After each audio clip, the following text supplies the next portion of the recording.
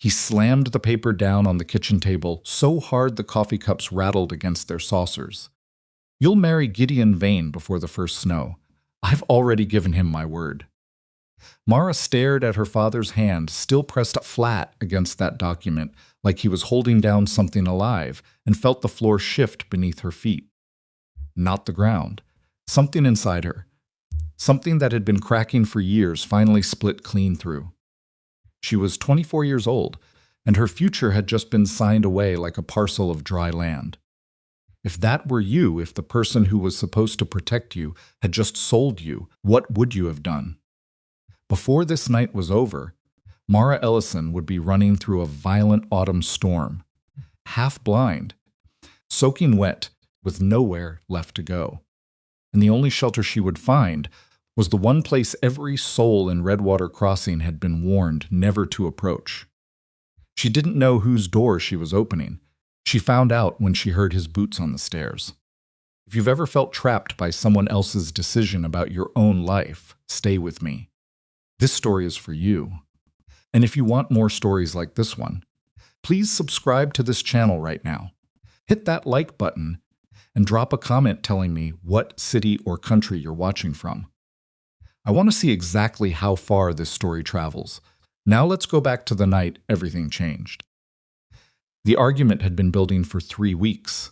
Mara could feel it in the way her father moved through the house, deliberate, satisfied, like a man who had already won a game the other player didn't know they were in. He hummed to himself at dinner. He stopped questioning where she went during the day. He let her be, which was never a good sign with Silas Ellison, because Silas only let things be when he'd already made his arrangements. She should have asked sooner. She knew that now. But there was something about asking Silas a direct question that had always felt like stepping toward a campfire you could get close enough for warmth if you were careful, but one wrong movement and you were burned before you knew it happened. So Mara had watched and waited and told herself the uneasy feeling in her chest was just the change of seasons. It wasn't the seasons.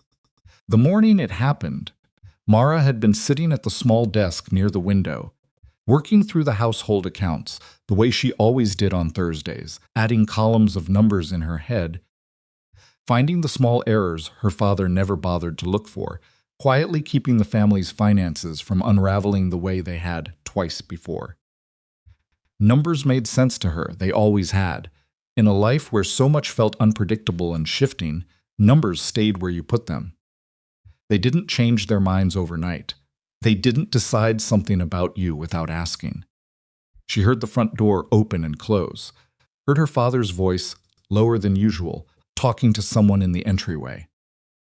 Then a second voice, smooth, careful, the voice of a man who had rehearsed what he planned to say. She recognized it before she saw him. Gideon Vane was 51 years old, which wouldn't have meant anything on its own. Age wasn't the thing about Gideon Vane that made a room go quiet. It was the way he occupied space, the particular way he stood in doorways a half-second longer than necessary, making sure everyone present had registered that he'd arrived. He ran cattle on 4,000 acres east of Redwater Crossing. He had money, which he wore the way some men wore a sidearm visibly, deliberately, making sure you understood what it meant. Mara had met him exactly 3 times. Each time he had looked at her like he was assessing the structural integrity of something he was considering purchasing. She had told herself she was imagining it. She heard her father laugh a warm, genuine laugh, the kind he reserved for men he respected, which was to say, men with money or power or both, and something cold moved through her stomach. She kept her eyes on the ledger, added the same column of numbers 3 times, and got 3 different answers. When her father called her name from the bottom of the stairs, she already knew something was wrong. Not from the tone of his voice. His voice was fine. Perfectly normal. That was exactly the problem. Silas Ellison only sounded that calm when the outcome had already been decided, and he was simply informing the landscape of the new arrangement. She came down the stairs. Gideon Vane was standing near the fireplace with a cup of coffee he hadn't been offered. He had simply poured it himself from the pot on the stove, as though the kitchen already belonged to him. He nodded at Mara when she appeared. Just a nod, like she was a detail he was confirming matched the description. Her father was smiling. Gideon has asked about you, Silas said, and the way he said, asked with that particular weight on it. That satisfied pressure told Mara immediately that asking was not precisely what had happened. We've had a very productive conversation. About what? Mara said. Not a question. She could hear that in her own voice. It came out flat, the way things come out flat when some part of you already knows the answer and your mouth refuses to pretend otherwise. About your future, Silas said, about securing it properly. Gideon set his coffee cup down. Your father speaks very highly of you, Miss Ellison. I've admired your good sense for some time. Mara looked at him. Then at her father. What did you tell him? Silas's smile didn't waver. If anything, it settled became more entrenched, the way a man's expression sets when he believes the hardest part is over, and all that remains is the paperwork. I told him you'd be sensible about this. You've always been the sensible one. Sensible about what, specifically? The marriage, her father said. Just like that, plain as noting the weather, before the first snow. We've already agreed on the particulars. The room didn't tilt. The floor didn't move. Mara had a vague awareness that she was holding very still, the way you hold still when something unexpected has happened, and your body is waiting for your mind to catch up and explain what it means. You agreed, she said. The two of you, without asking me. You're my daughter, Silas said, and she heard it clearly then. The thing underneath his calm voice, the thing that had always been underneath it, the absolute. Bedrock's certainty that what belonged to Silas Ellison was his to do with as he judged best. She was livestock, she was land, she was an asset to be managed. This is a good arrangement, the best you're likely to see. Gideon is established, you'd want for nothing. I want to be asked, Mara said. Her father's smile finally moved. It didn't disappear, it shifted into something harder, less performative. That's not how this works. Gideon Vane was looking at his boots. Not with shame, with the particular patience of a man who has been through difficult negotiations before and knows they generally resolve in his favor if he simply waits. Mara looked at her father for a long moment, at the paper on the table. At Gideon Vane's boots, then she said, I see, and she walked back up the stairs. She heard her father call after her, heard him tell her to come back down. They weren't finished, but his voice seemed to be coming from a great distance, as though someone had moved the walls out several feet in every direction, and she was standing alone in the center of a very large space. She went to her room and sat on the edge of the bed and looked at her hands. 24 years old, and it had been arranged. She sat there for maybe an hour, maybe two. Outside, the sky had been gray since morning, and at some point while she sat there it started raining, a cold, driving rain that hit the window at an angle and made a sound like someone endlessly shuffling cards. She was aware of her father moving around downstairs. She could hear his footsteps, that particular pattern she had learned, to read the way sailors read water, the small variations in rhythm and weight that told her what mood he was in and what was coming next. He was satisfied. He was going about the rest of his evening satisfied, the way a man does when he has completed a task that had been on his list. She had been a task on his list. At some point in the late afternoon, she stood up and began to pack. She didn't think about it in a grand way.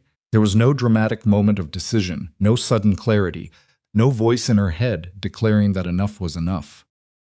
It was quieter than that, and worse, more like the moment when water finally seeps through a crack in a dam, not a sudden break, but the inevitable outcome of pressure applied too long in exactly the wrong places. She opened the bottom drawer of the wardrobe and pulled out the small traveling bag she'd used twice in her life, and she began putting things into it. Practical things, a change of clothes. The money she'd been saving in careful amounts for 8 months, not for any particular plan, but with the instinct of a woman who had understood somewhere deep in her bones that she might one day need to move fast and move light. Some dried food from the kitchen, taken carefully while her father sat reading in the next room. Her mother's old compass, which still worked, the ledger she'd been keeping. She took that, too.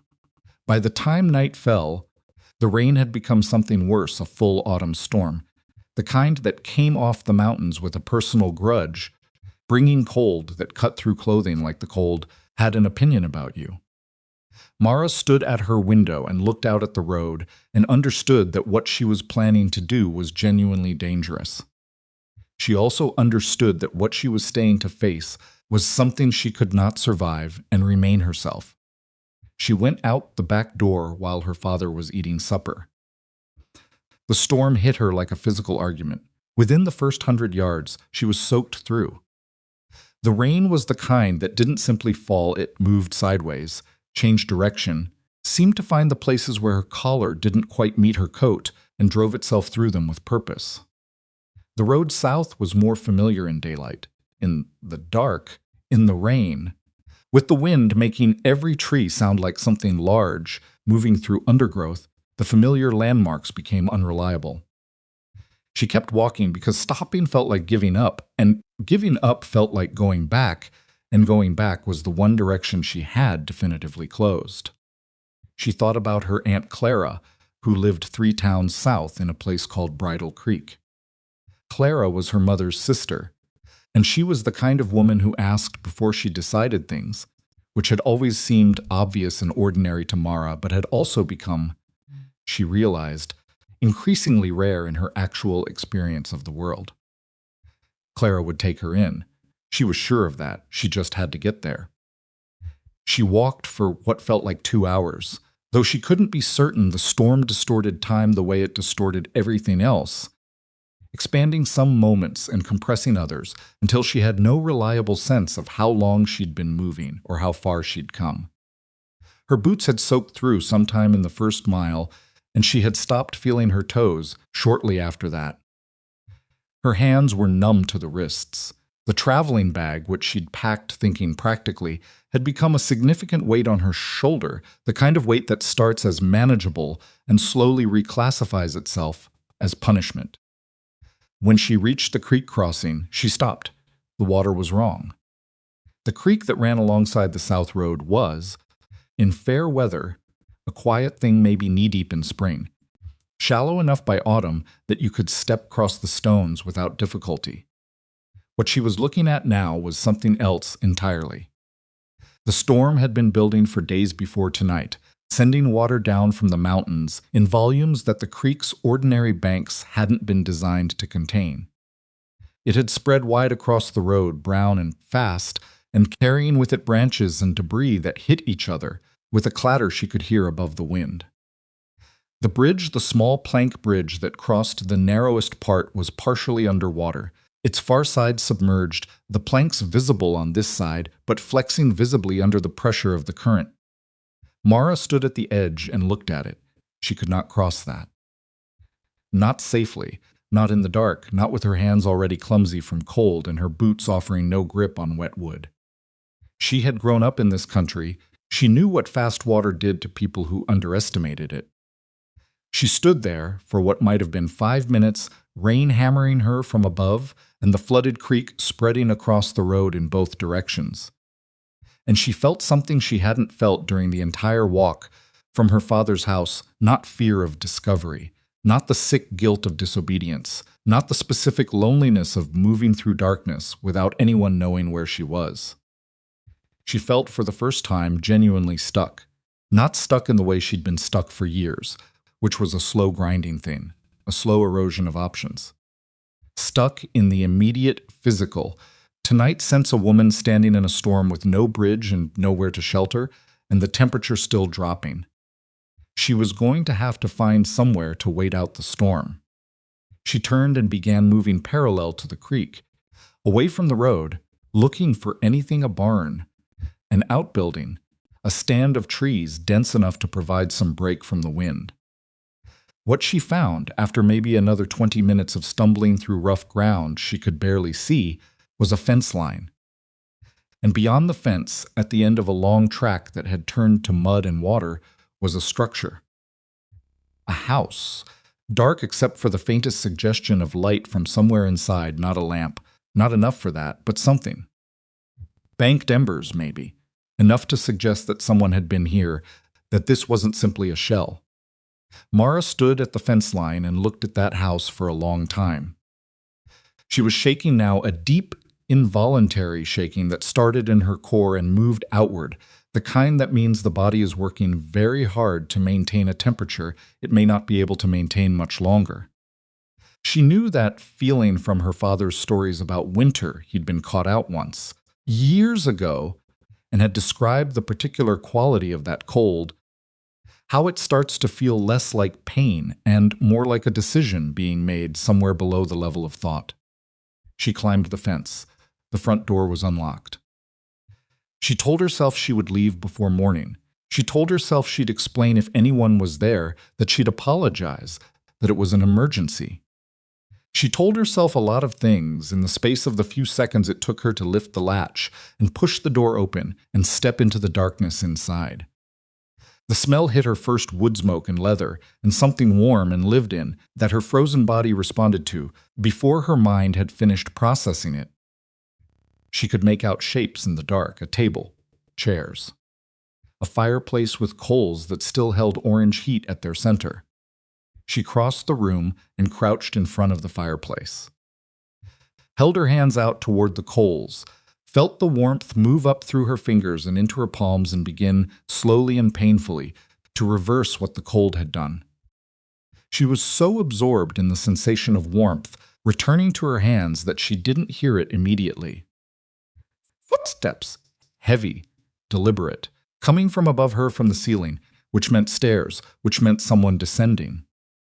She turned around, and the name that came to her, the name that the footsteps and the darkness and the particular weight of them assembled in her mind, like a sentence she hadn't wanted to finish, was a name she had heard all her life as a warning. Ronan Blackridge. She was in Ronan Blackridge's house. She had heard his name used to end conversations, to stop arguments, to make children behave and grown men reconsider their plans. He had broken a man's arm once, people said, for trespassing. He had run a group of armed men off his property, with nothing but a rifle and a look on his face that apparently communicated something so clearly none of them had needed to test whether he meant it. He hadn't been to town in over a year. Nobody visited Blackridge Ranch because nobody, in the collective wisdom of Redwater Crossing, thought visiting Blackridge Ranch was an idea worth the risk. And she had walked through his unlocked door and was crouching at his fireplace with her wet boots dripping on his floor. The footsteps reached the bottom of the stairs. Mara got to her feet. She didn't run. She understood instinctively that running was wrong, that something about running would trigger the wrong response in a man like the one about to appear in this room. She stood up and turned toward the sound and waited. He appeared in the doorway between the entryway and the main room. She could see him only partially. The fire behind her was more light than the single low lamp near the stairs, and it threw strange shadows.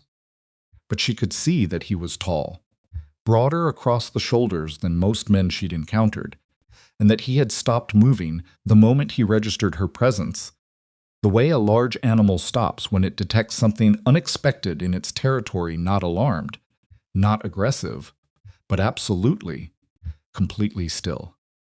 They looked at each other across the dark room for what felt like a very long time. Then Ronan Blackridge did the last thing she expected. He looked at her soaked coat, at her muddy boots, at the traveling bag clutched against her side, at the way she was shaking, even in the warmth, and something moved in his expression. Not softened exactly, more like recognized, like a man who has seen a specific kind of trouble before and understands immediately what it means. He moved past her without touching her, crouched in front of the fireplace and began adding wood to the coals with the practiced economy of someone who has done it 10,000 times. He didn't look at her while he did it. "Sit," he said. "You'll freeze out there. Not what are you doing in my house?" Not get out, not the roar of outrage she had been braced for. "Just sit, you'll freeze out there." Mara sat. And in the orange glow of a fire being rebuilt in a stranger's house, with a storm hammering the walls and her father's plans still fresh and terrible in her mind, she felt something she hadn't felt all evening. Not safe, not yet. She wasn't naive enough for that. But less alone than she had felt in years, she slept in the chair. Not because there was nowhere else she could see a narrow settee against the far wall that would have been more comfortable, but because when the warmth finally reached her properly and the shaking began to slow and the exhaustion she'd been running on pure fear to outpace finally caught up with her, she simply didn't have the energy to move across the room. She pulled her knees up and tucked her coat tighter around her shoulders and told herself she would stay awake, stay alert, keep watching the doorway where Ronan Blackridge had disappeared after rebuilding the fire and saying nothing else. She did not stay awake. When she opened her eyes, gray morning light was coming through the single window on the south wall, and the fire had been rebuilt again, not the cautious rebuild of someone keeping coals alive, but a proper fire, stacked and burning steadily. Her coat was gone from her shoulders. For one lurching, cold second, she thought it had been taken, and then she saw it draped over the back of the chair nearest the fire, positioned with deliberate care so the lining would dry. Her boots, which she had not removed the night before, were gone from her feet. She found them by the hearth, standing upright, steam still faintly rising from the leather.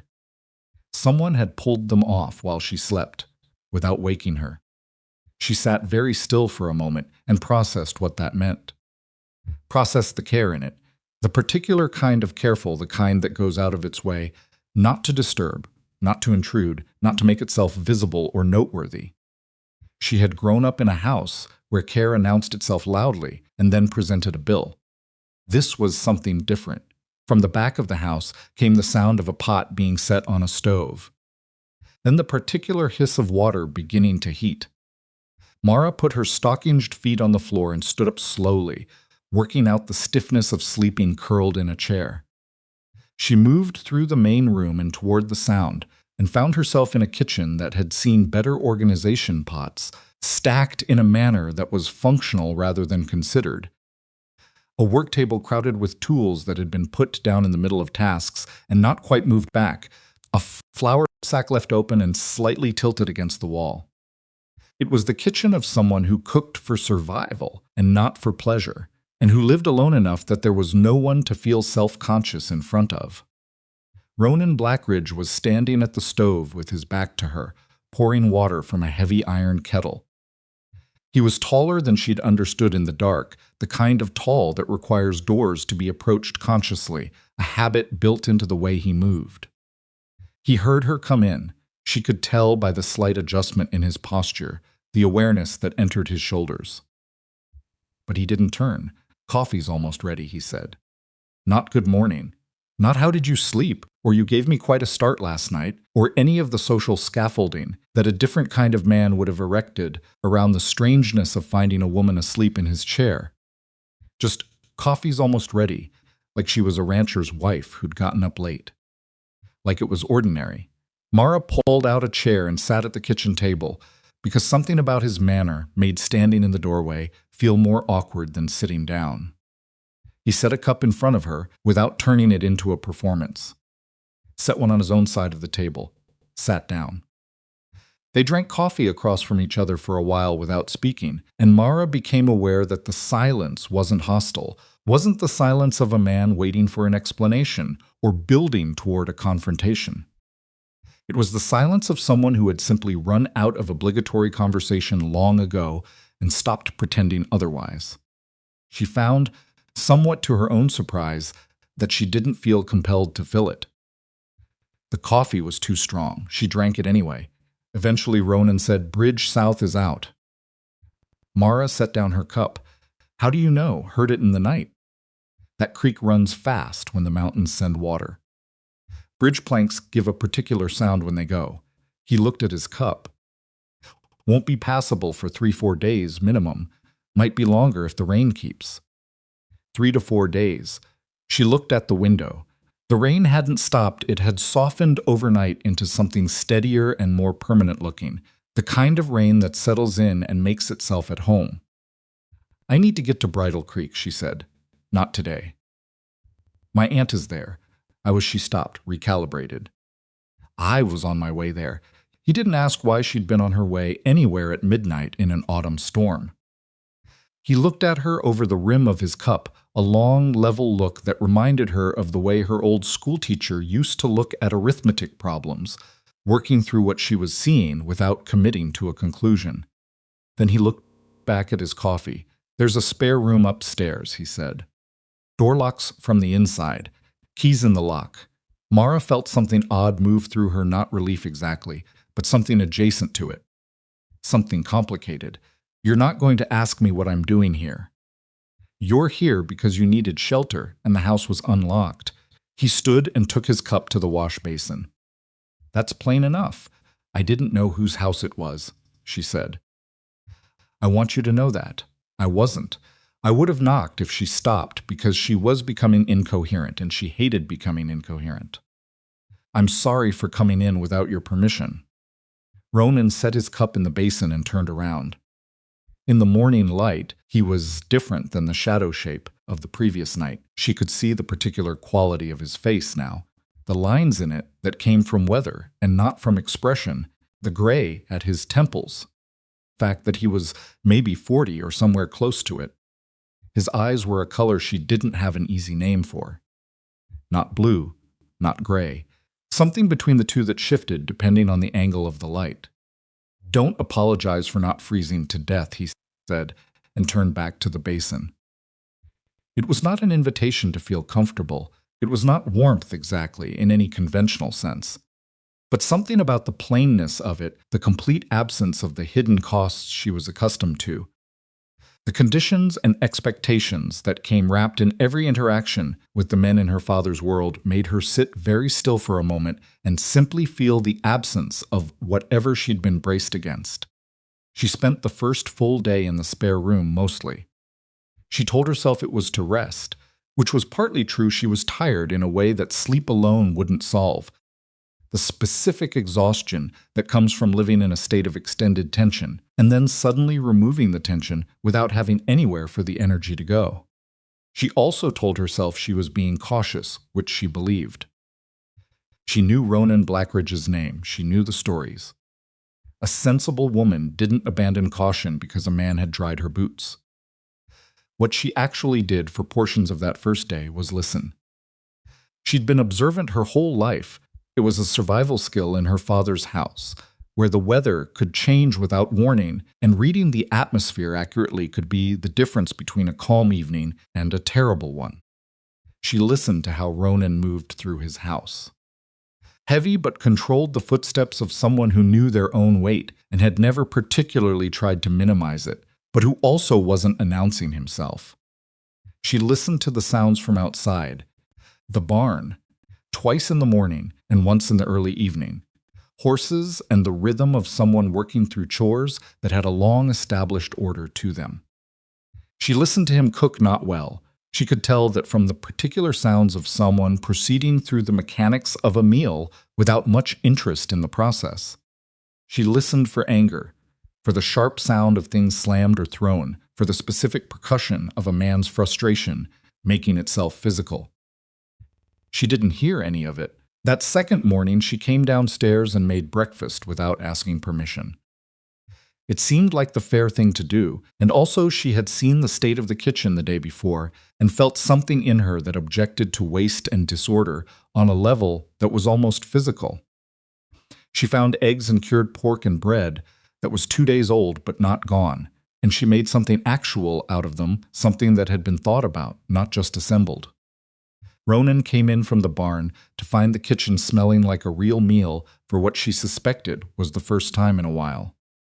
He stood in the doorway for a moment and looked at the plate she'd set at his spot. "You didn't have to do that," he said. "I know," she said. "I was hungry." He sat down and ate without comment, but he ate all of it, which told her more than any comment would have. After that, there was a kind of implicit arrangement arrived at without discussion, the way arrangements in working households often are, distributed by competence and inclination rather than assigned. Mara cooked and organized because she was better at it, and because it gave her something to do with her hands when her thoughts grew loud. Ronan did the outdoor work and the heavy repairs and left the indoor space to her without making it a negotiation. She found his library on the third day. She'd been exploring the house in small increments, not snooping, she told herself, but familiarizing herself with a space she was going to be inhabiting for several days, which seemed reasonable. She found the room off the main hallway, which appeared to have been intended as some kind of study, and which was stacked with books in a way that made the kitchen look organized. Not the ornamental books of a man who wanted to appear educated, these were working books. Read books. Books with their spines cracked and their pages marked with whatever had been handy at the time. Strips of paper. A folded letter. Once a flattened piece of dried grass that fell out when she opened the cover. History, law, surveying and land management.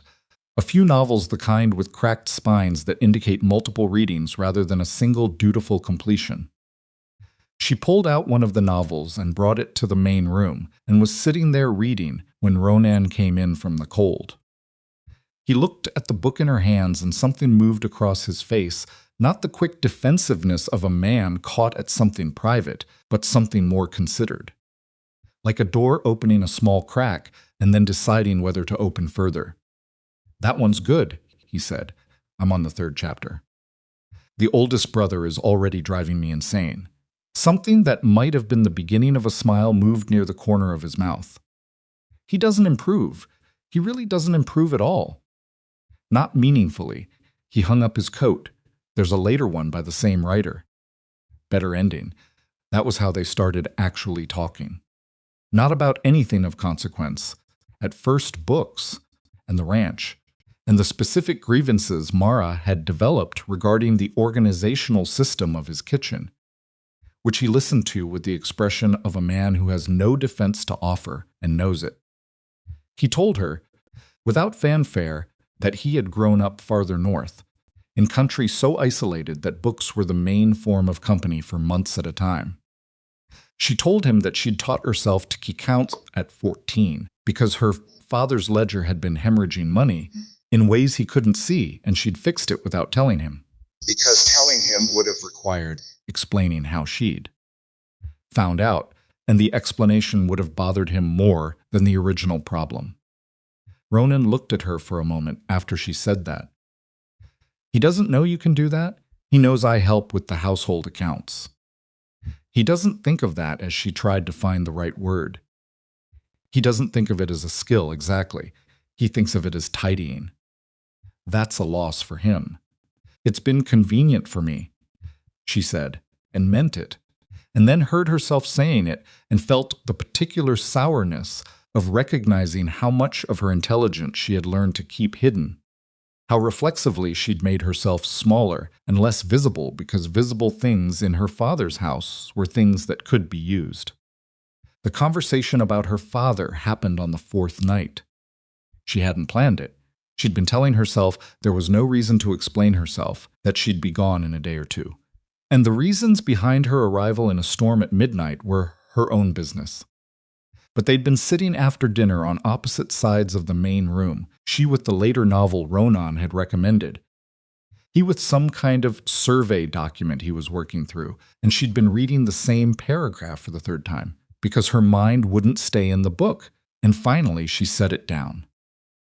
"My father arranged my marriage," she said, without asking me. Ronan didn't look up immediately from the document.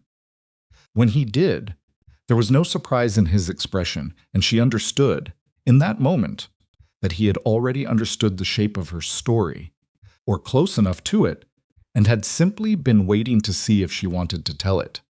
To Gideon Vane, she said, "Do you know who that is?" "I know who he is. Then you know what kind of man he is." Ronan was quiet for a moment. "I know what kind of man he acts like in public," he said carefully. "That tends to tell you most of what you need to know." "He looked at me like I was a fence line he was acquiring," Mara said. "Every time. 3 meetings, the same look." She paused.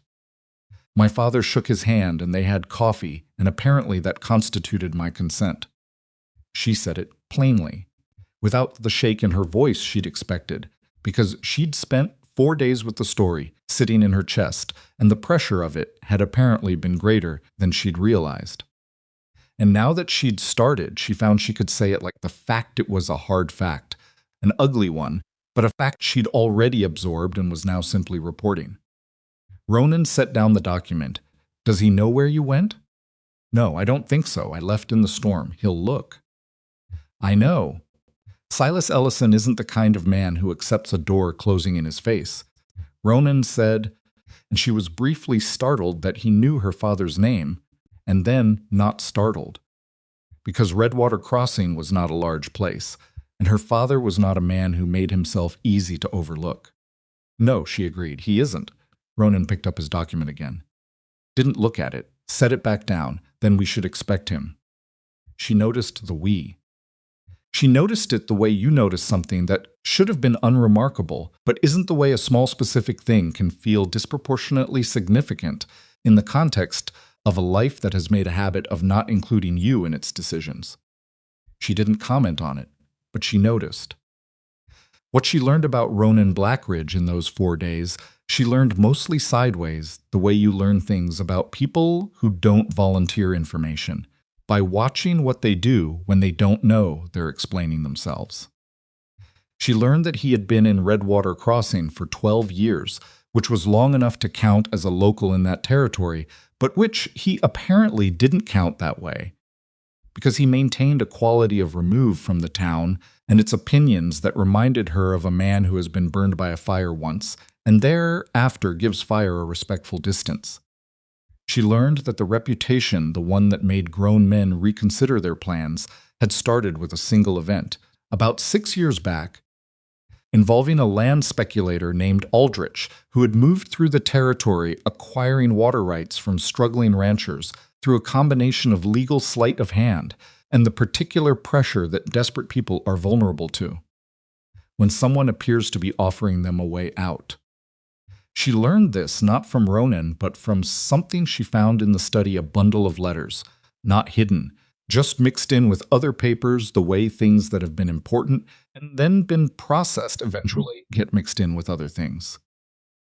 Letters from families, 4 of them addressed to Ronan, written in the plain and effortful handwriting of people who didn't write letters easily. Thanking him for something that had already happened, and describing in careful working-class language what the loss of those water rights would have meant for their families. She didn't read them all the way through. She read enough to understand what had been at stake and what Ronan had apparently done about it, and then she put them back where she'd found them. That evening she said, "You drove Aldrich out of the territory." Ronan looked up from what he was doing. His expression was careful. "Where'd you hear that?" "I found the letters in your study."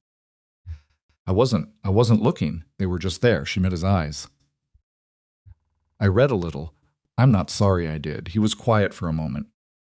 Then he was taking water rights from families who needed that water to survive. He'd found a way to do it that looked legal on paper. Not everybody reads the small language in a contract.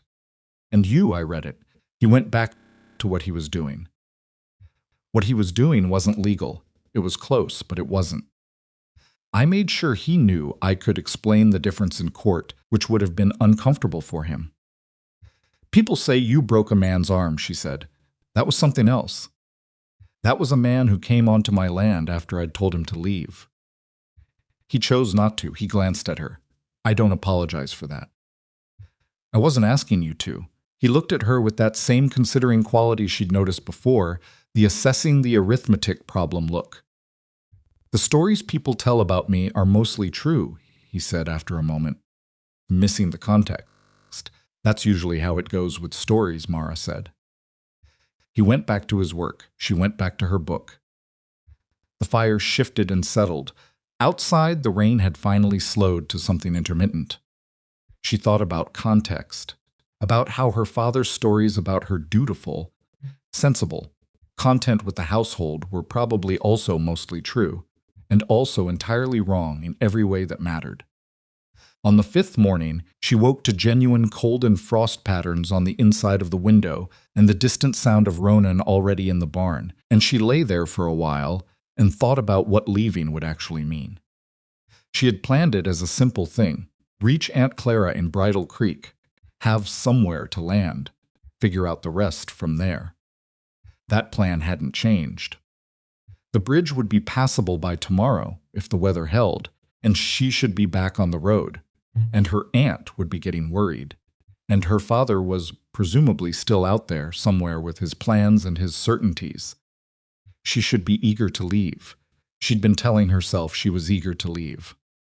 She was not entirely sure she was eager to leave, not because of Ronan, or not only because of Ronan, more because of the specific quality of the house she'd spent the last several days in, which was nothing like comfortable in any conventional sense, disorganized, spare.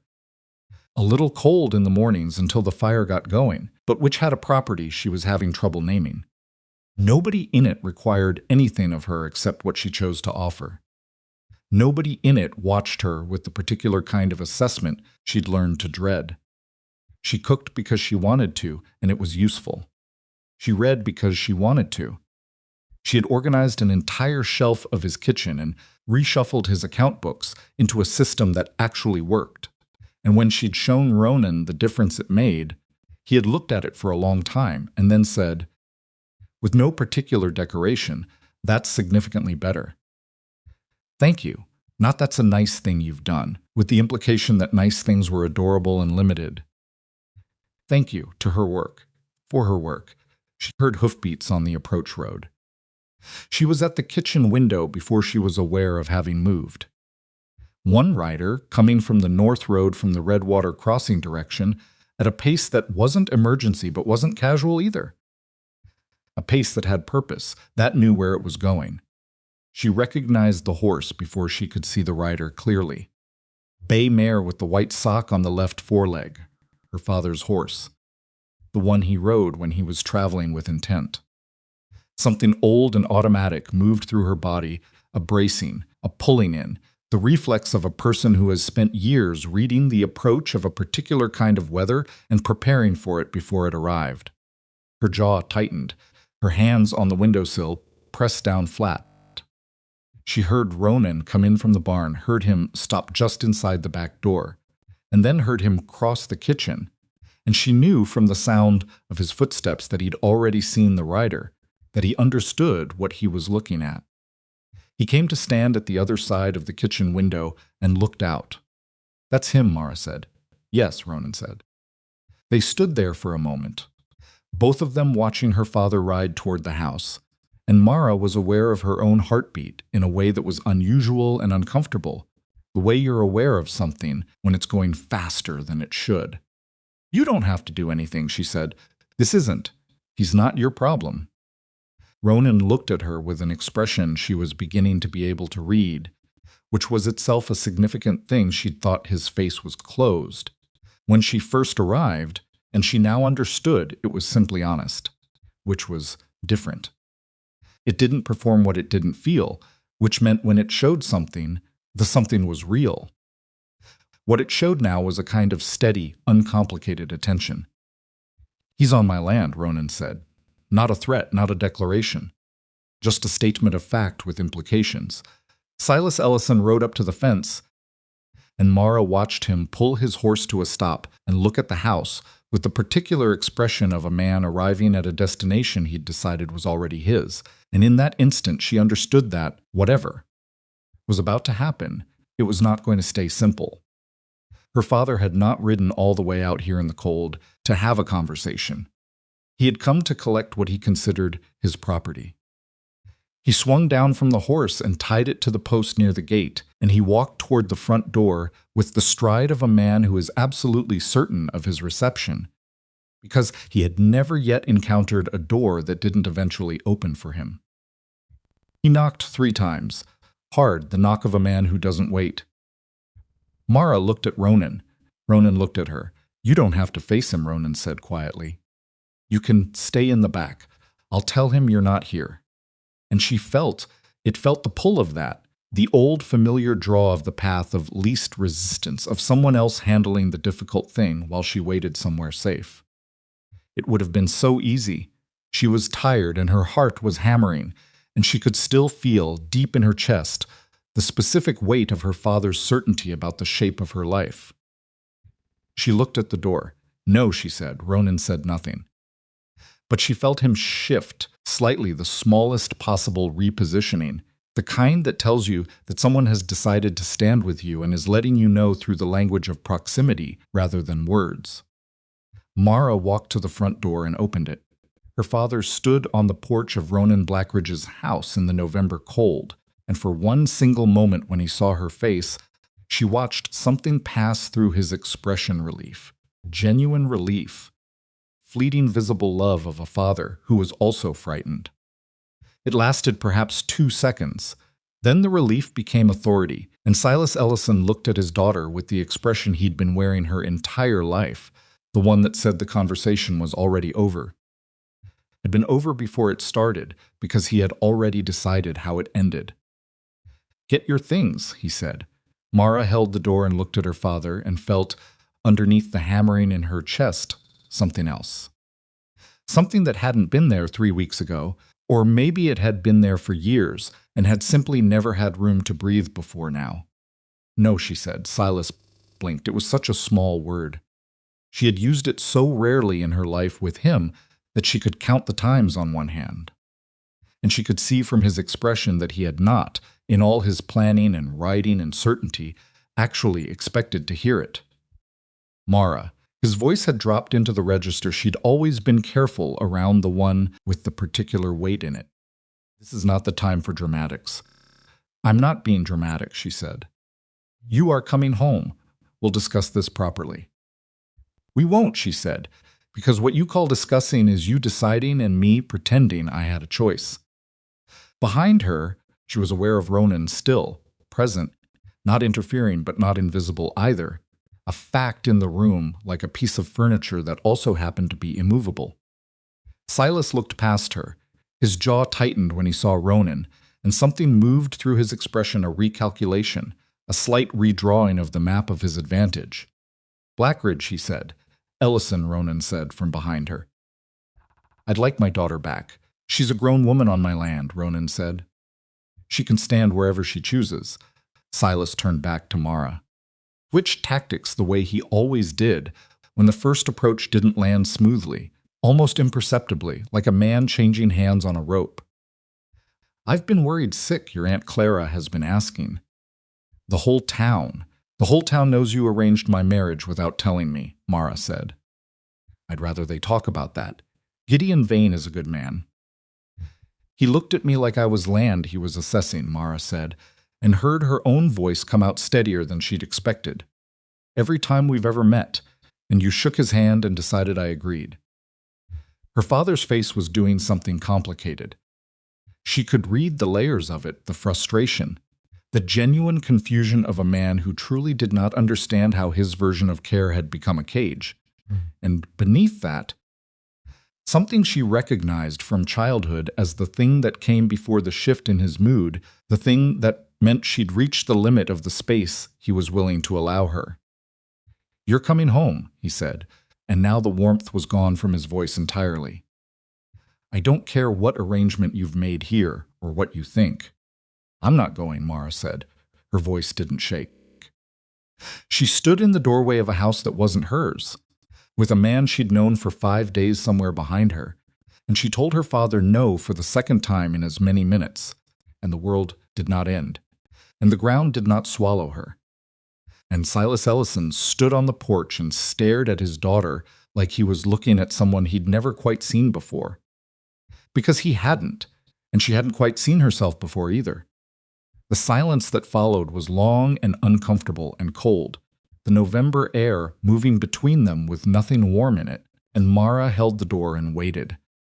Because she had said what she'd said, and she was not going to soften it or recant it or apologize for it back into something manageable. Father looked at her, then at Ronan, then back at her. And she watched him do the calculation, watched him assess the territory, the walls, the available leverage, and come up short. He turned and walked back to his horse. He didn't ride away immediately. He stood at the gate for a moment with his hand on the pommel, and she could see from his posture that he was deciding something, And she understood that this wasn't over, that a man like her father didn't recalculate. He regrouped, but that for right now, in this moment, on this porch, she had held. She had held. He mounted and rode back the way he'd come. Mara stood in the doorway until she couldn't see him anymore. Then she stepped back inside and closed the door and stood in the entryway of Blackridge Ranch with her back against the wood and her eyes closed and her hands pressed flat against the door behind her. From the main room, silence, then the sound of Ronan sitting back down in his chair. "Coffee's still on," he said. She laughed. It came out a little ragged at the edges, but it was real and involuntary, slightly undignified sound that surprised her as much as anything else that had happened in the last 5 days. She pushed herself off the door and went to get the coffee. And outside, the frost was beginning to melt off the ground, which meant the temperature was rising, which meant the bridge might be passable sooner than either of them had thought. She noticed that she was not sure anymore whether she was in a hurry. The coffee was cold by the time she finished it. She stood at the kitchen window for a long time after her father disappeared down the road, holding the cup and not drinking, watching the space where he'd been as though he might reappear if she looked away too soon. The frost was melting off the fence posts in slow drips. The sky had gone from the flat gray of early morning to something slightly brighter, not warm, nothing like warm, but the particular silver white that meant the rain was finished and the cold was settling in dry and clear. She became aware that her hands were steadier than she expected them to be. That was strange. For most of her life, a confrontation with her father, even a mild one, even just the wrong kind of silence over dinner had left her with a specific residue, a trembling in her fingers and a hollowness in her stomach that sometimes lasted hours. She'd grown so accustomed to it that she'd stopped recognizing it as unusual. It was simply what happened after, the toll. There was no toll this time. Or rather, there was something, but it wasn't the old trembling hollow thing. It was more like the feeling after a very long climb, lungs working, legs uncertain, but a different quality of uncertain. The kind that comes from exertion rather than fear. She washed the cups and set them on the shelf, and began thinking about breakfast, which was itself a strange thing, the ordinariness of it, the way the body insists on its routines, regardless of what the mind has just been through. She found herself reaching for the skillet before she'd consciously decided to cook, moving through the familiar mechanics of a meal, the way her hands seemed to know what they were doing, even when the rest of her was still catching up. Ronan came in from checking the barn and stopped just inside the door when he smelled food cooking. "You don't have to keep feeding me," he said. "I'm feeding myself," she said. "You're just in the vicinity." He sat down. She put food in front of him. Neither of them mentioned her father. Not because it was forbidden territory, it wasn't that kind of not mentioning. More because it had been said, all of it, and saying it again would only diminish it. Some things are complete when they happen and don't need to be revisited to be real. Mara had spent enough of her life revisiting things, turning them over, examining them for the hidden costs, checking whether she'd said something wrong or stepped somewhere she shouldn't have, that she had developed a certain respect for moments that didn't require that treatment. This morning felt like one of them. She ate her breakfast.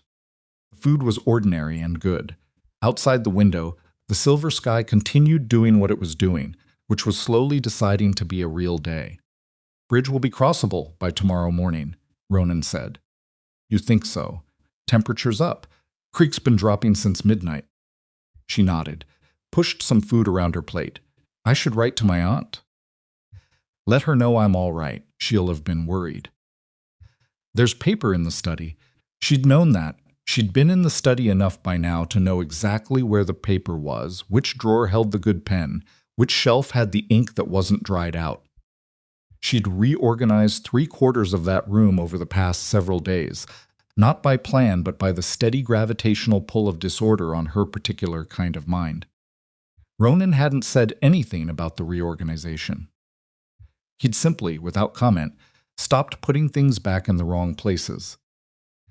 She wrote the letter to Clara that morning, sat at the desk that was beginning to feel like it had always been hers, and wrote carefully about the storm and the bridge and being sheltered safely while she waited for the road to clear.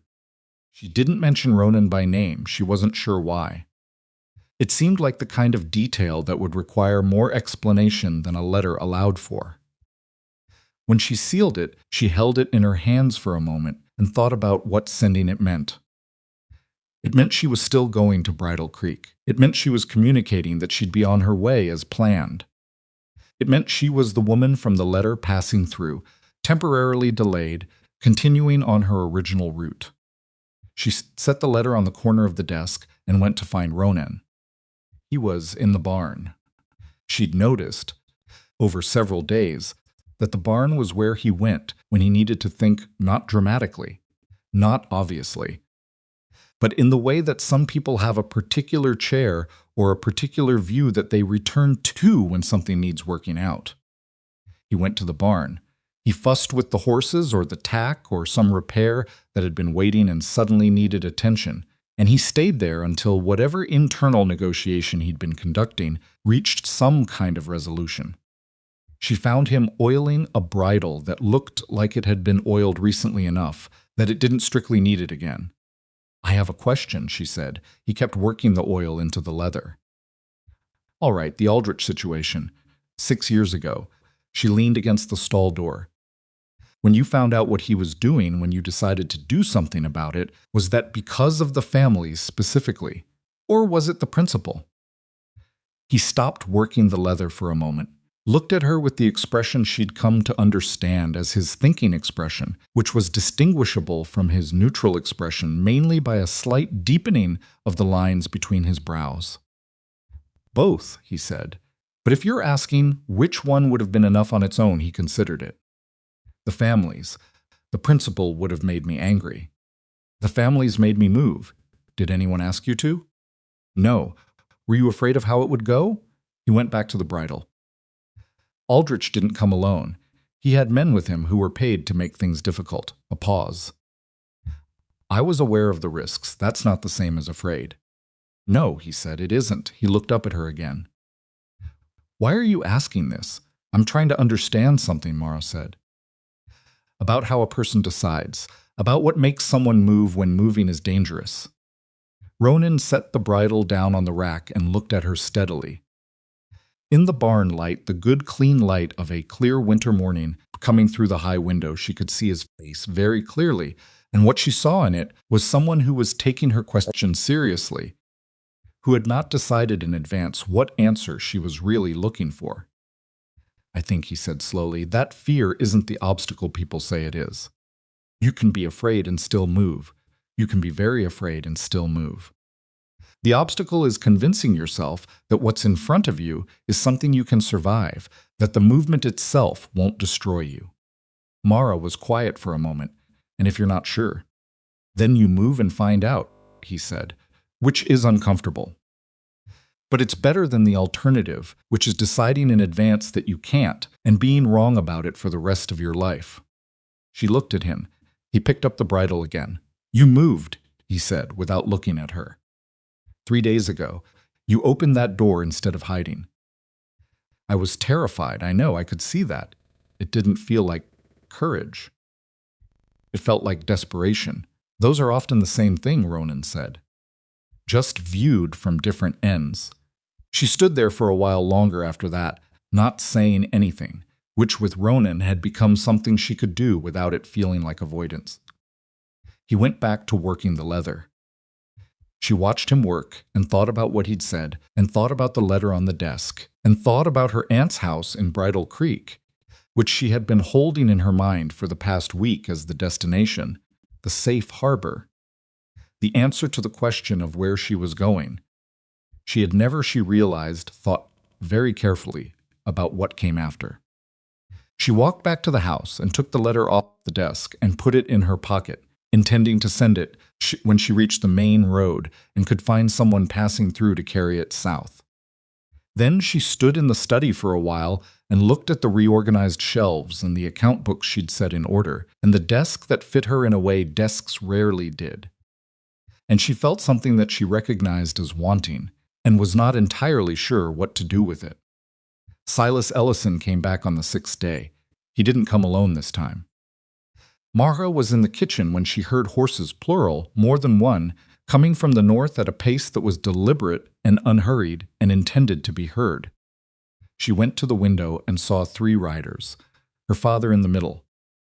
On his right, a man she recognized as Deputy Harlan Kress from Redwater Crossing, a slow-talking, deliberate man who was not exactly corrupt, but who had the quality of a river that follows whatever channel gravity has cut for it. On her father's left, and this was the part that made something cold move through her stomach, was Gideon Vane. She had not expected Gideon Vane. She stood at the window and watched him ride up and felt, underneath the cold in her stomach, a surge of anger so clean and pure it was almost clarifying. He had ridden all the way out here. He had come in person, with a deputy at his elbow, to collect a woman who had never agreed to be collected. And the look on his face, even from this distance, was the same look she'd seen in her father's parlor that particular, infuriating patience of a man who is absolutely certain the final arrangement will favor him. She heard Ronan come in from outside and cross through the main room toward the sound of the horses. She met him in the entryway, 3 of them, she said. My father, Deputy Kress, and Gideon Vane. Something shifted in Ronan's expression. Not alarm, it wasn't alarm. It was more like someone receiving confirmation of a thing they'd already suspected and had been thinking about how to handle. Kress is here officially, he said. He's in his badge. Yes. Ronan was quiet for a moment. She watched him think. Your father can't compel you to leave by law, he said. You're 24 years old. You're not a runaway minor. Kress knows that. Whatever your father told him to get him out here, the legal ground is thin. Gideon Vane has money, Mara said. Thin ground gets wider when someone's paying for the ladder. True, Ronan said. He looked at her. Do you want me to handle this? The question was genuine, not a rhetorical offer. Not a man flexing, but an actual, open question about what she wanted done. And she felt the same pull she'd felt at the door 2 days ago, the pull toward letting someone else carry the heavy thing. Ronan could handle this. She knew that with a certainty that required no examination. He could go out there and make it plain, in whatever way Ronan Blackridge made things plain, and the 3 men on horseback would leave. But there was something she understood now that she hadn't understood at the beginning of this week. If Ronan handled this, it would be handled, but it wouldn't be over. Because the next thing that needed handling would still require someone else's hands, and the thing after that, and she would have spent her whole life in that particular room, the room where difficult things happened, but not to her. Not quite. Because someone or something always absorbed the difficult before it reached her.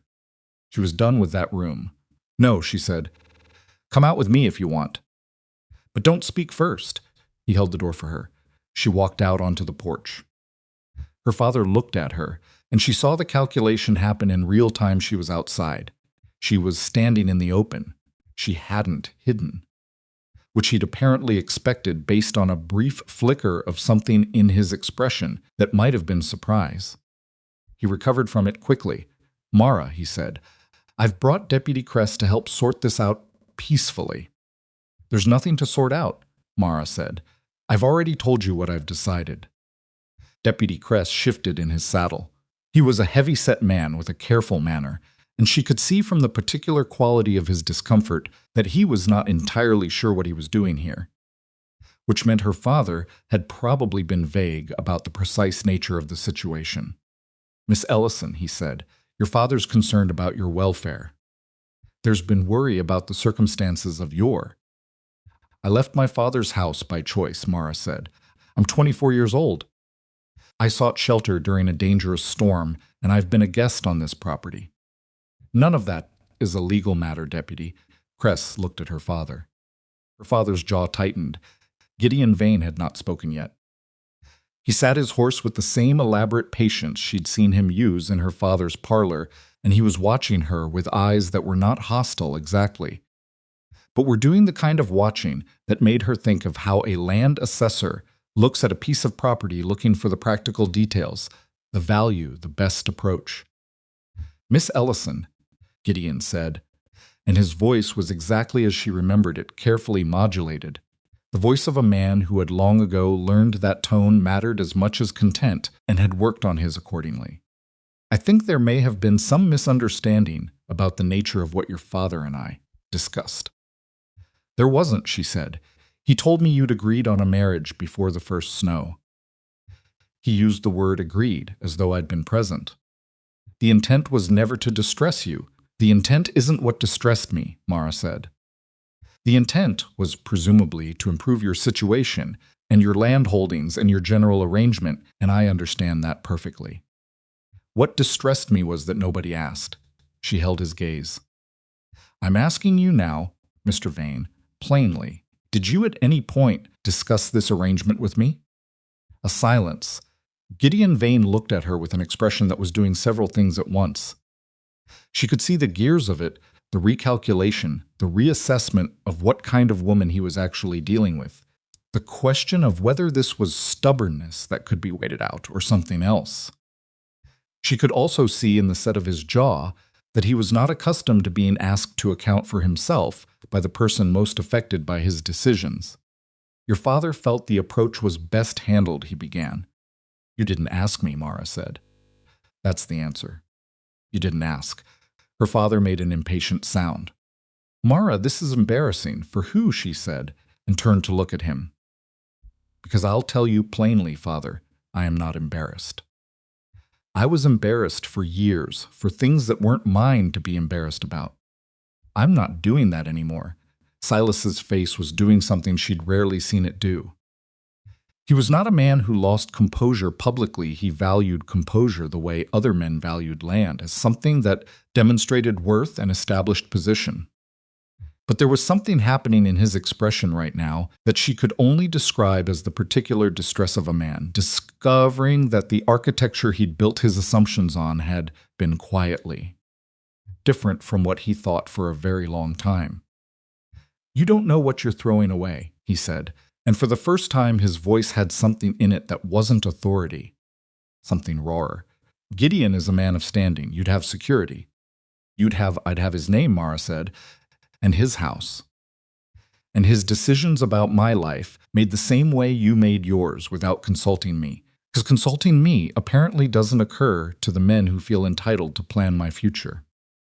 Deputy Kress had the expression of a man who wanted very much to be somewhere else. Gideon Vane looked at her for a long time. Something shifted in his face, not softened, not apologetic, but shifted in the way that a man's face shifts when he has updated his understanding of a situation and is deciding what to do with the update. She couldn't tell exactly what the update had produced. But he was very still. Her father tried a different direction. "What do you intend to do, then? Stay here?" He gestured toward the house, toward Ronan, without looking at Ronan directly. "This is respectable to you? This is the life you're choosing over." "I haven't chosen anything yet," Mara said. "That's the point. I haven't chosen anything yet because until 4 days ago, nobody had ever given me the chance. I'd like to try it. I'd like to try choosing for myself and finding out what happens." "And what if what happens is worse?" her father said. "Then it'll be mine," she said. "The mistake will be mine. The choice will be mine, and I'll learn from it and do better, which is something I've never had the opportunity to do because you've always made sure I didn't need to, which you believed was protection, and which I believe has been keeping me from knowing what I'm actually capable of."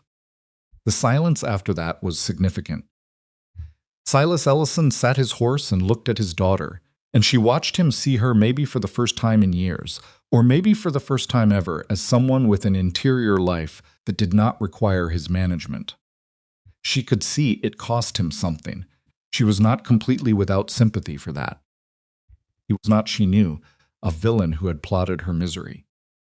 He was a man who had loved her in the only language he'd ever learned, which was a language of ownership and arrangement and protective control, and who genuinely could not understand why that language had not been sufficient. She felt sad about that, briefly, genuinely sad, but the sadness did not move her.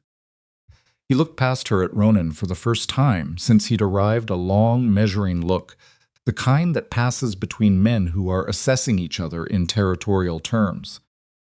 "Blackridge," he said.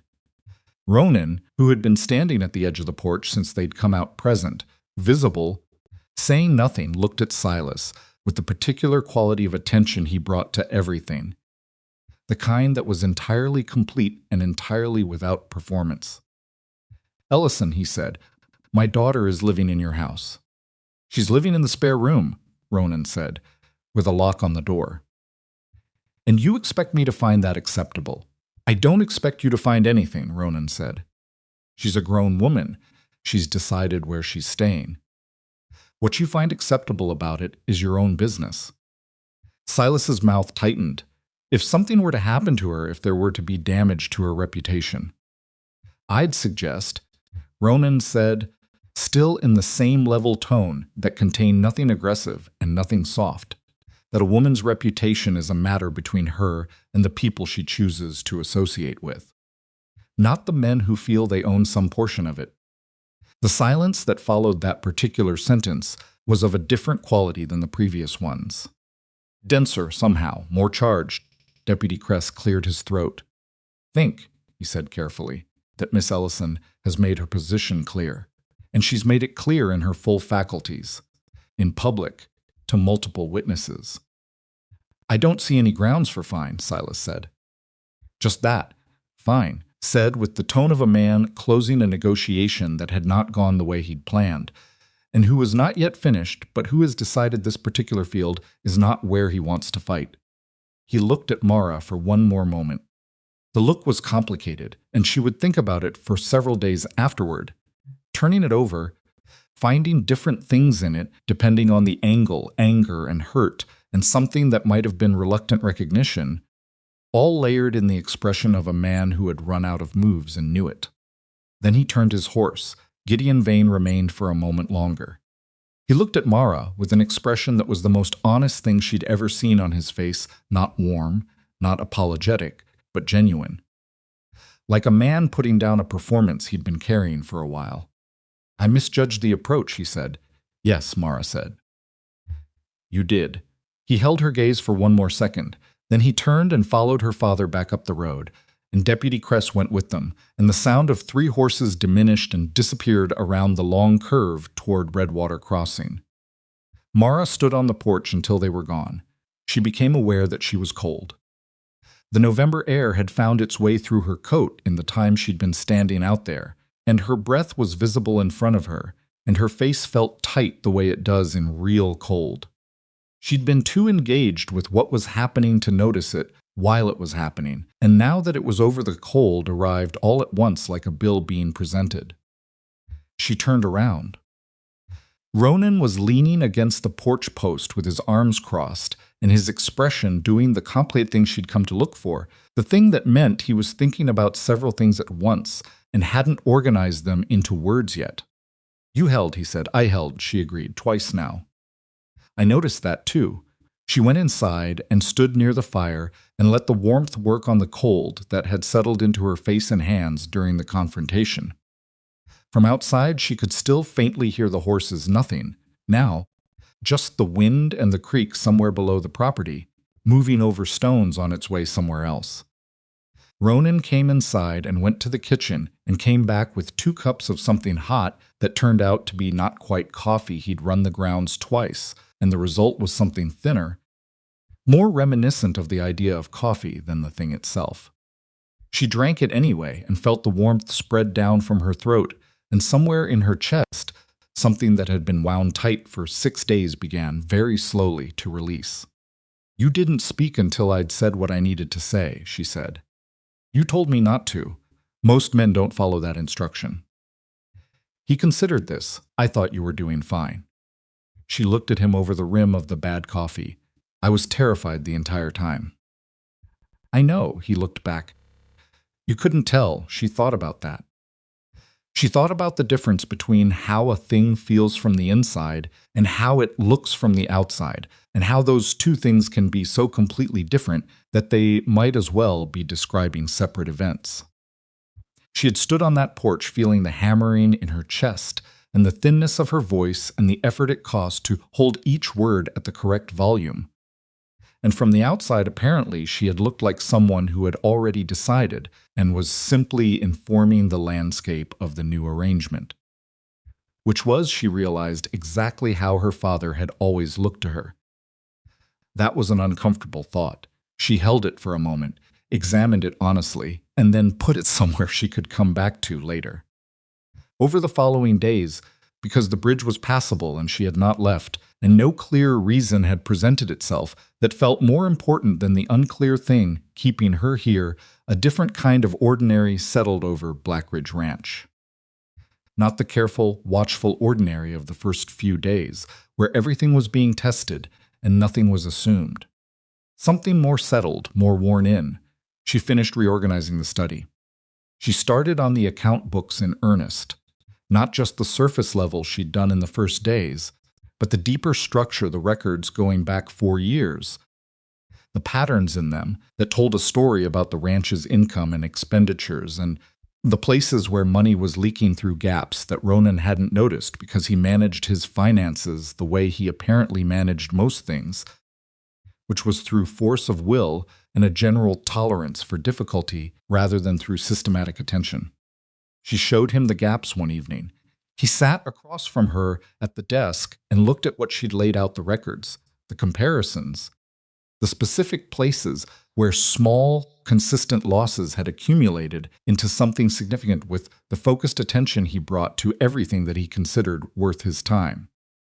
"Here," she said, pointing, "your contract with the feed supplier in Dancet. You're paying 12% above the going rate because this contract was written before Calver & Sons opened on the West Road, and nobody renegotiated it. I didn't know Calver & Sons had opened 3 years ago." He was quiet for a moment. "How much is that difference across 3 years?" She showed him the number. He looked at it. "That's significant." "It is," and here she moved to the next page. "Your arrangements for winter hay. You're buying in September at premium prices because you're purchasing reactively. If you contracted in April when prices are lowest and arranged storage," she showed him the math. He studied it in silence for a while. She watched him work through it, watched the quality of his attention move through the numbers the way it moved through everything he found genuinely interesting. He had, she'd realized over the past week, a particular kind of intelligence, not showy, not quick in the way that announces itself, but thorough. He didn't understand things faster than most people. He understood them better. "You know," he said, finally, "I've been running this ranch for 12 years, and I've never had anyone sit down and show me what I didn't see." "You've been running it alone," she said. "Yes, alone people develop blind spots. It's not a failing. It's just what happens when there's no one looking from a different angle." He looked at her then with an expression she hadn't quite seen on him before. It wasn't gratitude exactly. He'd thanked her for things before, plainly without fuss. It was something more than that, and also quieter. The expression of someone who has just understood something they hadn't expected to understand. "You're good at this," he said. "Numbers make sense to me," she said. "They always have. They're honest." "So are you," he said. And then he looked back at the account books, like the observation was just a fact he'd noted and filed away, not a compliment he was presenting for acknowledgement. She sat with that for a moment. She realized she couldn't remember the last time anyone had described her that way. Not pretty, not sensible, not dutiful, not manageable. Honest, like honesty was a quality worth having and worth naming. She looked back at the account books and found the next problem and showed him that one too. They worked through the books until the light was gone and the fire needed rebuilding, and when Ronan got up to add wood, he moved with the slightly looser quality she'd come to associate with him being genuinely at ease, which was different from his baseline stillness and not something she'd seen in the first days. She didn't comment on it. But she noticed the letter to her aunt was still in her coat pocket. She'd checked it that morning, reflexively, the way you check something you intend to do and keep not quite doing. The paper was a little soft at the edges from the days of pocket carrying. She'd need to rewrite it if she was going to send it, because the ink had smudged on one corner and Clara deserved a legible letter. She would write it tomorrow. She said that with less conviction than she'd had the day before, and the day before that. And somewhere in the back of her mind she was aware that tomorrow was doing a lot of work and might not be the answer to the question she was actually avoiding. The question being, what did she actually want? Not what did she owe? Not what was expected, not what made sense given the circumstances that had been handed to her. What did she Mara Ellison, 24 years old, good with numbers and bad at backing down, standing in a stranger's house that had stopped feeling like a stranger's house somewhere around the third day? What did she actually want for herself? She had run away from one answer. She had not yet decided what she was running toward. That night, she lay in the spare room with the key in the lock, the way it had been every night, and she listened to the house settle around her the particular language of an old structure adjusting to the cold, the creak of wood and the low whistle of wind, finding the gaps in the eaves, and she thought about the women in her life who had made choices. Her mother, who had died when Mara was 12, and who existed now mainly as a collection of impression softness in certain moments, a particular kind of patience that Mara had always suspected was not happiness but was managing to look like it. Her Aunt Clara, who had chosen differently, who had a life that was smaller in material terms, but who had never, not once in Mara's memory, looked at someone who had entered her house and assessed them the way her father assessed people, in terms of what they could offer or cost.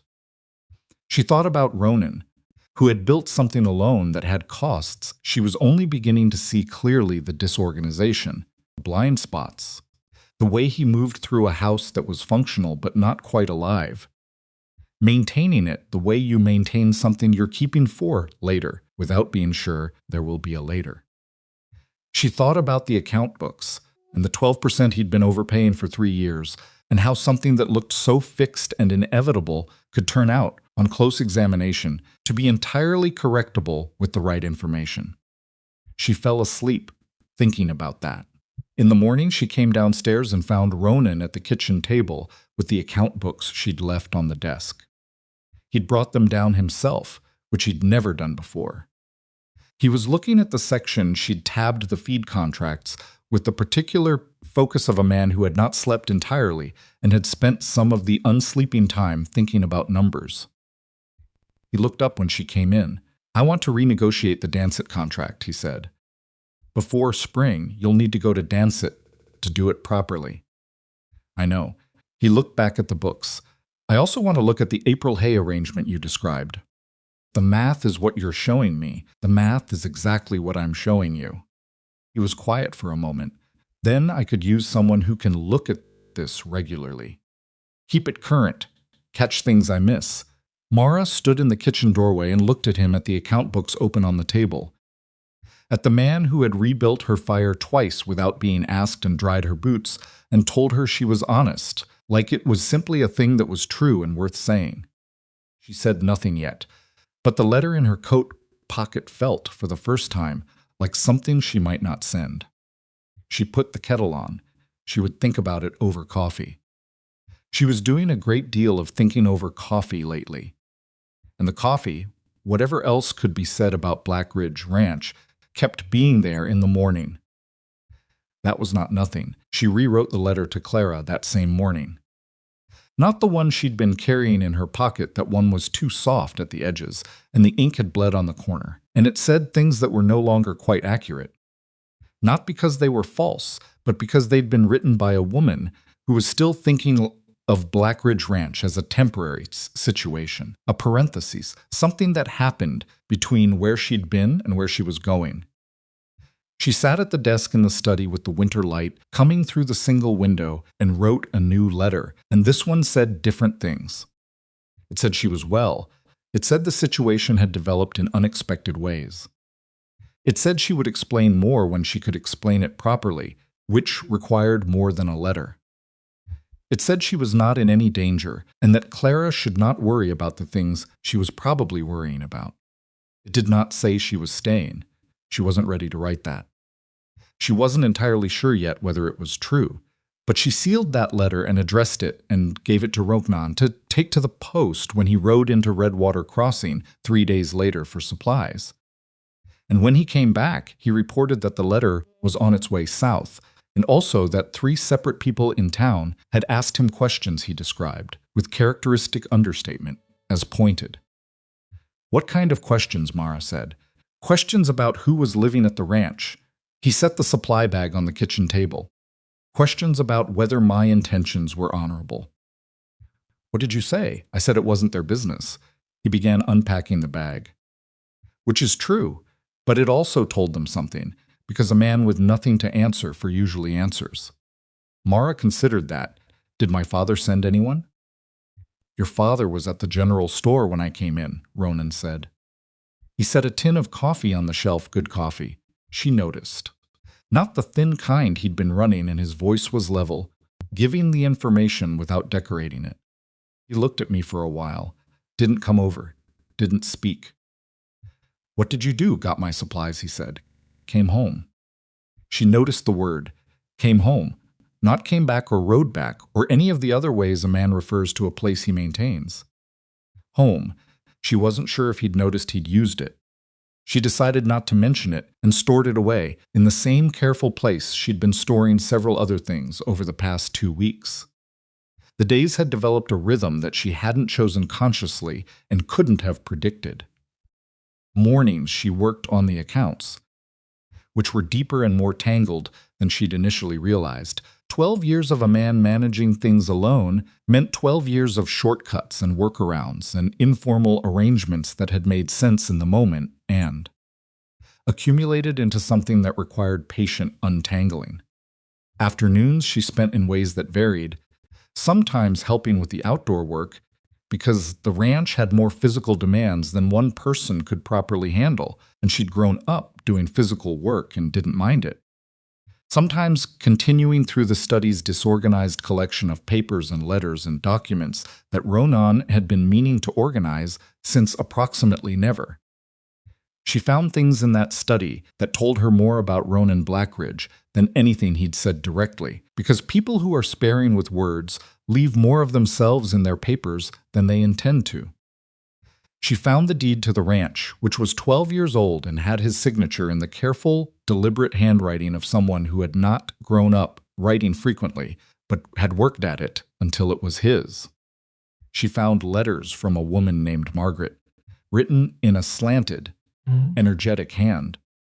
9 of them across a period of about 3 years that ended abruptly in a way the letters themselves didn't explain. The last one was dated 7 years back and was ordinary in tone. Talking about spring planting and a neighbor's dispute, no sense of finality in it. She found a document she thought at first was a land survey and turned out to be a hand-drawn map of the property, detailed and careful, with notes in Ronan's handwriting about water sources and fence lines, and a notation near the south pasture that said simply good grass, keeps. She found, in the bottom drawer, a child's drawing done in pencil on the back of a feed receipt, a horse with improbable legs and a large head, and something written underneath it in a child's printed letters that she couldn't quite read. She put that one back exactly where she'd found it. There were things it wasn't her place to examine. She asked him about Margaret that evening, directly, because she had decided in the last several days that she would rather ask difficult questions and get difficult answers than manage around something important out of politeness. He was quiet for a moment when she said the name, a particular quality of quiet, not the comfortable kind. She left, he said, 7 years ago. Because of the ranch? Because of me, he said. The ranch was part of me. Same thing. She waited to see if there was more. There wasn't. For a while. And she was about to redirect when he said, she wanted something I wasn't built to give her. Not because I didn't want to, because I didn't know how. He looked at his hands. I'm not certain I've learned it since. What was it? He thought about it. She wanted me to need her, he said finally. Not practically, not for the work, actually need her the way he stopped. Started again differently. She used to say that living with me was like living with someone who had already made peace with being alone, and she couldn't figure out where she fit into that. Mara sat with that for a while. Was she wrong, she said. No, he said, she was not wrong. She looked at him and thought about a woman writing 9 ordinary letters across 3 years and then not writing anymore, and about a man who had kept those letters in a bottom drawer for 7 years without throwing them away, and about what it meant to have made peace with being alone in a way that left no visible seam for someone else to enter. Kept her letters, Mara said. I did. Why? He was quiet again. Because she was a good person, he said. And because I caused her harm without meaning to. That seems worth remembering. It was one of the most honest things she'd ever heard anyone say, and she almost told him so, and then didn't. Because some things are better left to settle on their own rather than being noted and acknowledged and turned into a moment. She just nodded and went back to what she was reading. And after a while, the conversation moved on to other things. And the fire burned down, and they went to their separate rooms. She lay awake longer than usual that night. The letter from her aunt arrived 12 days after she'd sent her own. Clara wrote in the round, sensible handwriting of a woman who had been a school teacher for 20 years and who brought the same organized clarity to her letters, that she'd brought to her classroom no wasted words, no excessive punctuation, but warm in the way that warmth doesn't require excessive demonstration. The letter said she was relieved to know Mara was safe. It said she had been in communication with a mutual cousin and was aware of the situation with Silas and Gideon Vane, and she had some opinions about that which she would not trouble the letter with, but would state plainly when they spoke in person. It said that Mara's room in Bridal Creek was available whenever she wanted it, for as long as she wanted it, with no conditions attached. And then it said something that Mara read 3 times before she put the letter down. I know you, Mara. You are the most capable woman I have ever known, and you have spent 24 years in a house that taught you to hide it. Whatever you are figuring out down there, figure it out honestly. Don't go somewhere just because it's the plan. Don't stay somewhere just because staying has gotten comfortable. Ask yourself what you actually want, and then be brave enough to say the answer out loud, even if the answer surprises you. Mara put the letter in the desk drawer and went to find Ronan. He was in the south pasture, which she could see from the study window was where he went when the work allowed him to be outside, without urgency moving along the fence line, checking the posts, doing the kind of slow, methodical maintenance that a property the size of Blackridge required constantly. She put on her coat and walked out to him. He heard her coming across the frozen grass and looked up and didn't say anything, because with Ronan the absence of unnecessary greeting had stopped reading as unfriendly and had become just how he was. The way some people shake your hand and some people nod, and both mean the same thing. I need to ask you something, she said. All right. The offer you made, about managing the accounts. She came to stand beside him at the fence. You meant it formally? A wage, my own room. No obligation past the work. Yes. He looked back at the fence post he'd been examining. I meant it exactly as I said it. I'm asking because I want to be clear about what I'm agreeing to, she said. I've had enough experience with agreements that didn't say what they meant. I want this one to say exactly what it means. It means what I said, Ronan said. He let go of the post and turned to look at her directly. Fair wage, what the work is worth. Your room stays yours. You come and go as you decide. There's no. He paused, looking for the right word. There's no claim in it on you. If you want to leave tomorrow, or in the spring, or in 3 years, you leave with what you've earned, and that's the end of it. She looked at him. He looked back. In the winter light, he looked like what he was, a man who had been in hard country long enough to be marked by it, who had learned things the difficult way and bore the record of that learning in his face, and who was telling her the truth with the same plainness he brought to everything because he didn't know how to be otherwise. "Why are you offering this?" she said. "You've managed alone for 12 years. "I've managed," he agreed. "What you showed me in those account books," he stopped. "Started differently. The Dancet contract alone, what I've been overpaying across 3 years, is more than a fair wage for 2 years of work. That's not generosity, that's math." "I know it's math," she said. "I did the math. I'm asking about the rest of it, the conditions. The setup." He was quiet for a moment. A bird went over somewhere above them. She could hear its wings, and the frozen grass shifted slightly in a small wind. "Because you deserve to work somewhere that doesn't treat your work like tidying," he said.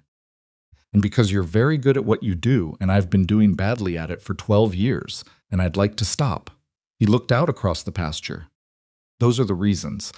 There isn't a hidden one." She thought about her aunt's letter, about asking what you actually want, and being brave enough to say the answer out loud. "All right," she said. Ronan looked at her. "I'll stay," she said. "On those terms. And I want them written down, not because I don't trust your word, but because written things stay clear when memories get complicated." Something moved through his expression, not surprise, but something that was processing a fact it hadn't quite expected in this particular form. "That's fair," he said. "We'll need to discuss the wage properly. I have a number in mind based on what the work is worth and what I found in the account books." "What's your number?" she told him. He was quiet for a moment. "Above what I expected, I know," she said. "It's also accurate. You've been running the financial side of this ranch the way a man runs a broken wheel, expending twice the energy to go half the distance. What I'll save you in the first year alone will be more than 3 times what I'm asking." He looked at her for a long time. A small muscle near his jaw moved in the way she'd come to understand, meant he was finding something privately amusing, but was not going to perform amusement about it. "You negotiate like someone who's done it before," he said. "I haven't," she said, "but I've watched men do it my whole life, and I've always known exactly what they were doing wrong." He held out his hand. She shook it. The arrangement was written down that same evening, both of them at the kitchen table, Mara drafting and Ronan reading, and occasionally stopping her to adjust a word until the document said exactly what they had agreed. It said, "No more and no less." She signed her name at the bottom with the good pen from the study. He signed his beside it. They each kept a copy. She folded her copy carefully and put it in the desk drawer with her aunt's letter.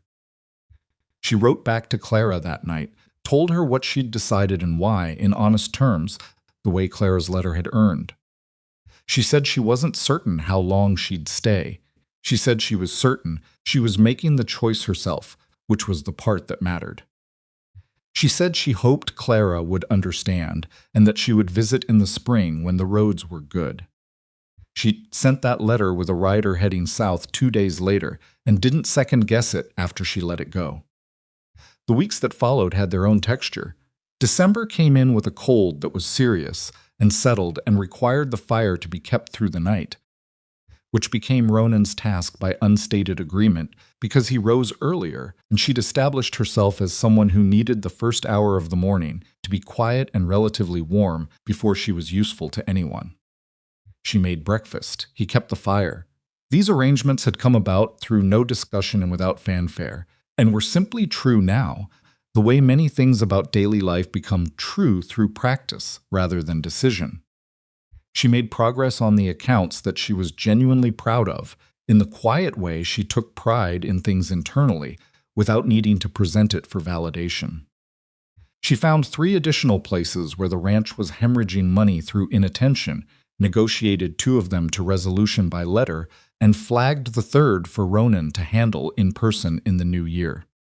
She set up a system for tracking expenses week by week that was simple enough that Ronan could maintain it himself when she was unavailable, because she believed in systems that didn't require her continuous presence to function, and she told him so. And he'd looked at the system with the focused, interested quality he brought to things he was going to take seriously and said, "Show me how it works." She showed him. He learned it. It worked. He was not an easy person to live alongside. She wanted to be clear about that with herself, in the honest internal accounting she'd committed to. He was solitary in his habits in ways that occasionally felt like walls. There were entire days where he moved through the house and the barn and the property in near silence, existing in whatever internal space he occupied when he wasn't engaged with a specific task. And she'd learned not to take this personally, but she hadn't learned it instantly. The first time it happened 5 days after she'd officially agreed to stay. She'd spent most of the day with the quiet certainty that she'd done or said something wrong, that the comfortable rhythm of the past weeks had broken somehow, that she was back to being a stranger in someone else's house. By evening, she was coiled with the anxious monitoring energy she'd thought she'd left at her father's door. She asked him, "At supper, did I do something?" He looked up from his plate with the expression of someone who was genuinely puzzled. "What do you mean today?" You were she tried to find the fair description. Elsewhere, he thought about this with the seriousness he brought to fair questions. "No," he said. "Nothing you did. I get like that sometimes. I'm not sure there's a good explanation for it. It's not directed at anyone. Just how you are sometimes, yes." She sat with that. "It would help to know that," she said, "in the future. So I don't spend a day wondering. I'll tell you," he said. When I notice it happening, he didn't always remember to tell her. But he tried, and she learned to recognize the quality of his silence that was just him being in his own head, versus the quality that meant something was actually wrong. And the distinction became easier with time, though it never became perfectly easy. Some things about other people you just have to keep learning. She had her own difficult days. Days when the specific accomplishment of having left, having said no to her father, having stood on that porch in the cold and held, seemed less like courage and more like stubbornness. And she turned the whole sequence of events over in her mind, looking for the places she could have handled it better, the things she might have said differently. She still thought about Gideon Vane, sometimes not with regret, nothing like regret, but with the complicated feeling that comes from recognizing that someone was wrong about you, without being entirely wrong about the circumstances. He'd read the situation correctly in all the practical terms. He'd simply not bothered to read her. She thought about her mother on some of those days. About what her mother might have said about all of this, standing in the kitchen of her father's house, with her careful, quiet competence and her patience that Mara now understood more clearly, had been managing more than maintaining. She thought about the 12 years since her mother died and what her father had been trying to do since then, in his limited, controlling way, which she now believed at some level had been trying to hold on to something he'd already lost. It didn't excuse it, but she could look at it without the same heat she'd had in November, which felt like something. She had not spoken to her father since the porch. She expected that to feel more significant than it did. The truth was, his absence from her daily life was not a relief exactly, but a kind of calm. The way a constant low noise stops, and you only realize it had been there because of the quality of the quiet that replaces it. She was aware this might change. Christmas came to Blackridge Ranch with no ceremony whatsoever, which suited Mara more than she would have predicted. She'd grown up with Christmas as an elaborate performance of family harmony, which had always had the quality of something being demonstrated for an invisible audience. Here there was no audience and no performance. She made a good meal, the best she'd managed since arriving, a proper roast with the last of the root vegetables she'd found stored in the cellar, and biscuits she'd made twice before and improved the second time. Ronan ate all of it and said it was good, which from him constituted significant praise. They sat by the fire after. He'd brought a bottle of whiskey back from Redwater Crossing, good whiskey, not the cheap kind, and poured 2 measures without being asked. She wasn't much of a whiskey drinker. She drank it anyway. "My first Christmas at Blackridge," she said. "Yes." "Is it always like this?" He considered the question seriously. "It's usually quieter," he said. She laughed. "This is quiet." "Comparatively," he said. And she heard in the single word a reference to the events of November, to her father and Gideon Vane and Deputy Kress on the porch, to the storm and the fire, and the weeks of adjustment between two people who were building something without being able to see the blueprint. He meant all of that, and she understood that he meant all of that and said nothing, just sat with it, with the warmth of the fire and the whiskey and the specific peacefulness of a house that had been difficult and was beginning to be something else. "It suits me," she said, the quiet. "I thought it might," he said. January was hard in the way that January in that country was always hard cold that had opinions, wind that came off the mountain with personal grudges, mornings where the pump froze and had to be thawed, and everything took twice as long as it should because nothing could be done with cold hands. The horses needed extra attention. The cattle Ronan ran in the east pasture needed checking twice daily. The roof of the smaller outbuilding developed a problem that required immediate and uncomfortable attention. She helped with what she could help with and didn't pretend competence she didn't have, which Ronan appreciated in the direct way he appreciated competence without performance, but visibly. When she did something well, he said so. When she did something wrong, he said that too, plainly, without cruelty, and she said so back when the situation warranted, and they were both, she thought, better at receiving honest assessment than most people she'd known, which made for a working partnership that actually worked rather than just appearing to. There was an evening in the middle of January where they nearly argued. Nearly, not quite. She'd suggested a different approach to the winter hay storage, not a small suggestion. A structural change that would require some upfront cost and a different arrangement with the feed supplier in Dancet. And Ronan had listened to the whole proposal and then said he didn't think it was the right approach and explained why. Explanation was not entirely wrong, but it was also not entirely right. And she told him so, and he told her he'd been doing this for 12 years. And she told him that was exactly why he'd been making the same structural mistake for 12 years. There was a silence after that. She held her ground and waited. He looked at the fire. Outside, the wind was doing something dramatic with the eaves. "What's the counter to my objection?" he said finally. Not capitulation, a genuine question. He wanted to know if she had an answer to the thing he'd raised. She gave him the answer. It was a good one. She'd already thought about his objection because she'd expected it. He was quiet for a long time. "That addresses it," he said. "Yes. We'll do it your way," he said. "If the numbers come out wrong in the spring, I'd like to revisit." "If the numbers come out wrong in the spring, I'll say so myself," she said. He looked at her then, with that expression started to think of privately as his honest face, the one that didn't perform, that showed what it showed because it had decided to.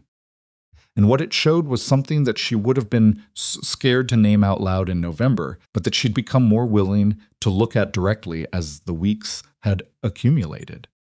She looked back, didn't name it, but didn't look away either. The thing that had been building between them was not simple, and she had no desire to make it simple by moving toward it too quickly or by pretending it wasn't there. She'd had enough of things moving on someone else's timeline. This one she intended to let move on its own. February came in cold and clear and stayed that way for 2 weeks before the weather shifted and brought a late storm that was bad for 2 days and then passed. The creek ran high again, but not the way it had in November, not the panicked flooding of that first storm, but the normal spring approaching ice melt running, which was a different thing, routine rather than catastrophic. She stood at the kitchen window one morning and watched the creek from a distance and thought about November. About how she'd stood in the dark at the edge of floodwater with the bridge out and her options narrowed to nearly nothing, and had turned and found a fence and a track and a door. The door had been unlocked. She thought about that.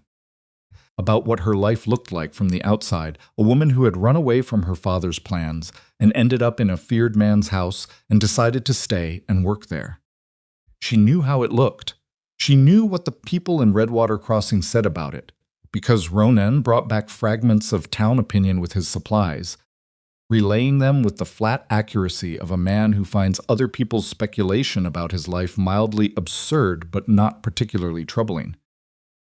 People said she was naive. Some of the kinder ones said she was brave. Some said things she preferred not to think about. None of them knew what she knew, which was what the inside of it felt like. It felt like the first thing in her adult life that she had chosen from the full range of available options, not from fear, not from duty, not from the narrow space her father had left after making his own decisions about what her life should look like.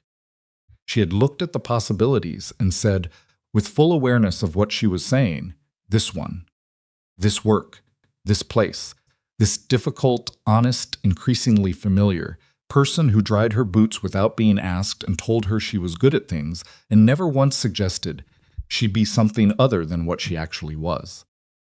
Ronan came in from the barn and found her at the window and stopped.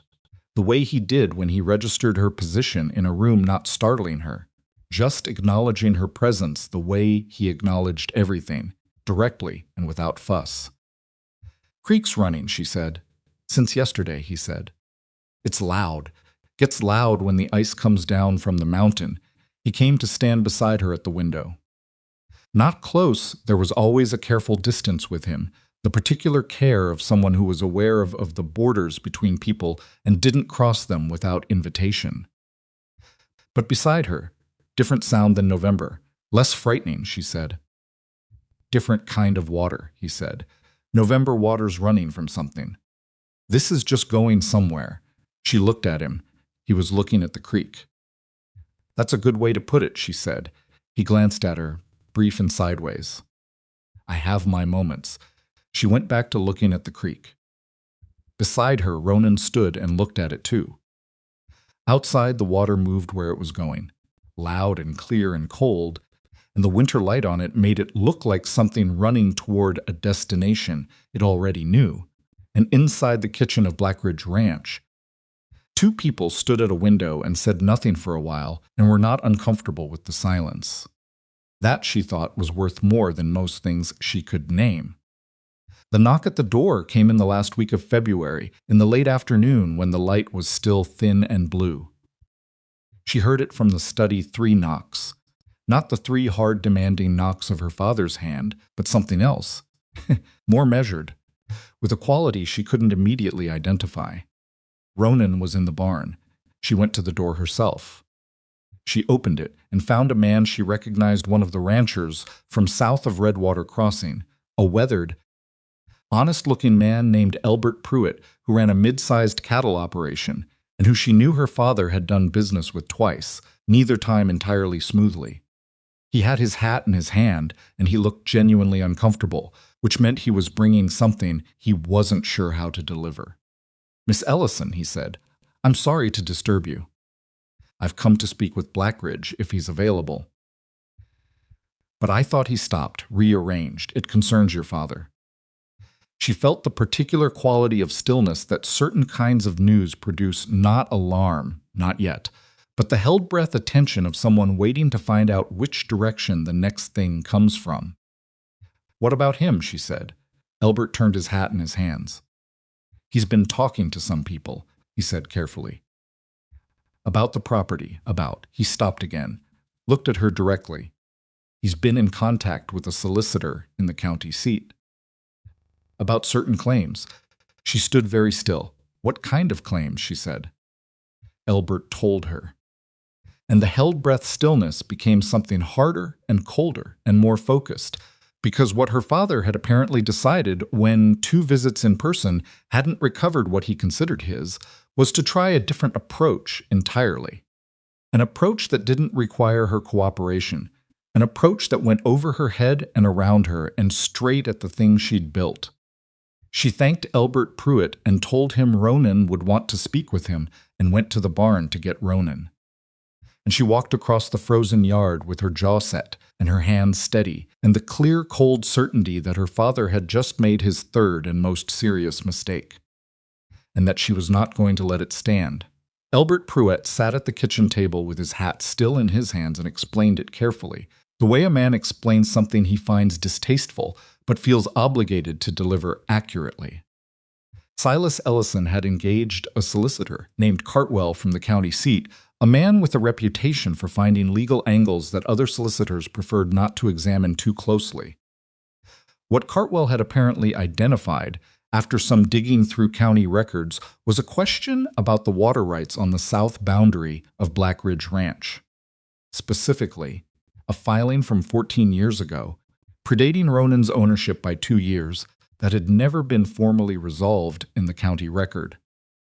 A disputed claim from a previous owner who had sold the property to Ronan, but who had, according to Cartwell's reading of the paperwork, not had the clear legal authority to convey those particular rights at the time of sale. Then, Elbert said so himself in those exact words. "It's thin, Blackridge. I want you to know that. But Cartwell's filed a formal challenge with the county, and your name is on the notice, and so is." He paused. "So is the name of Miss Ellison as a party of interest, on account of her employment arrangement here being cited as they're calling it a conflict. An improper inducement." The kitchen was very quiet after he said that.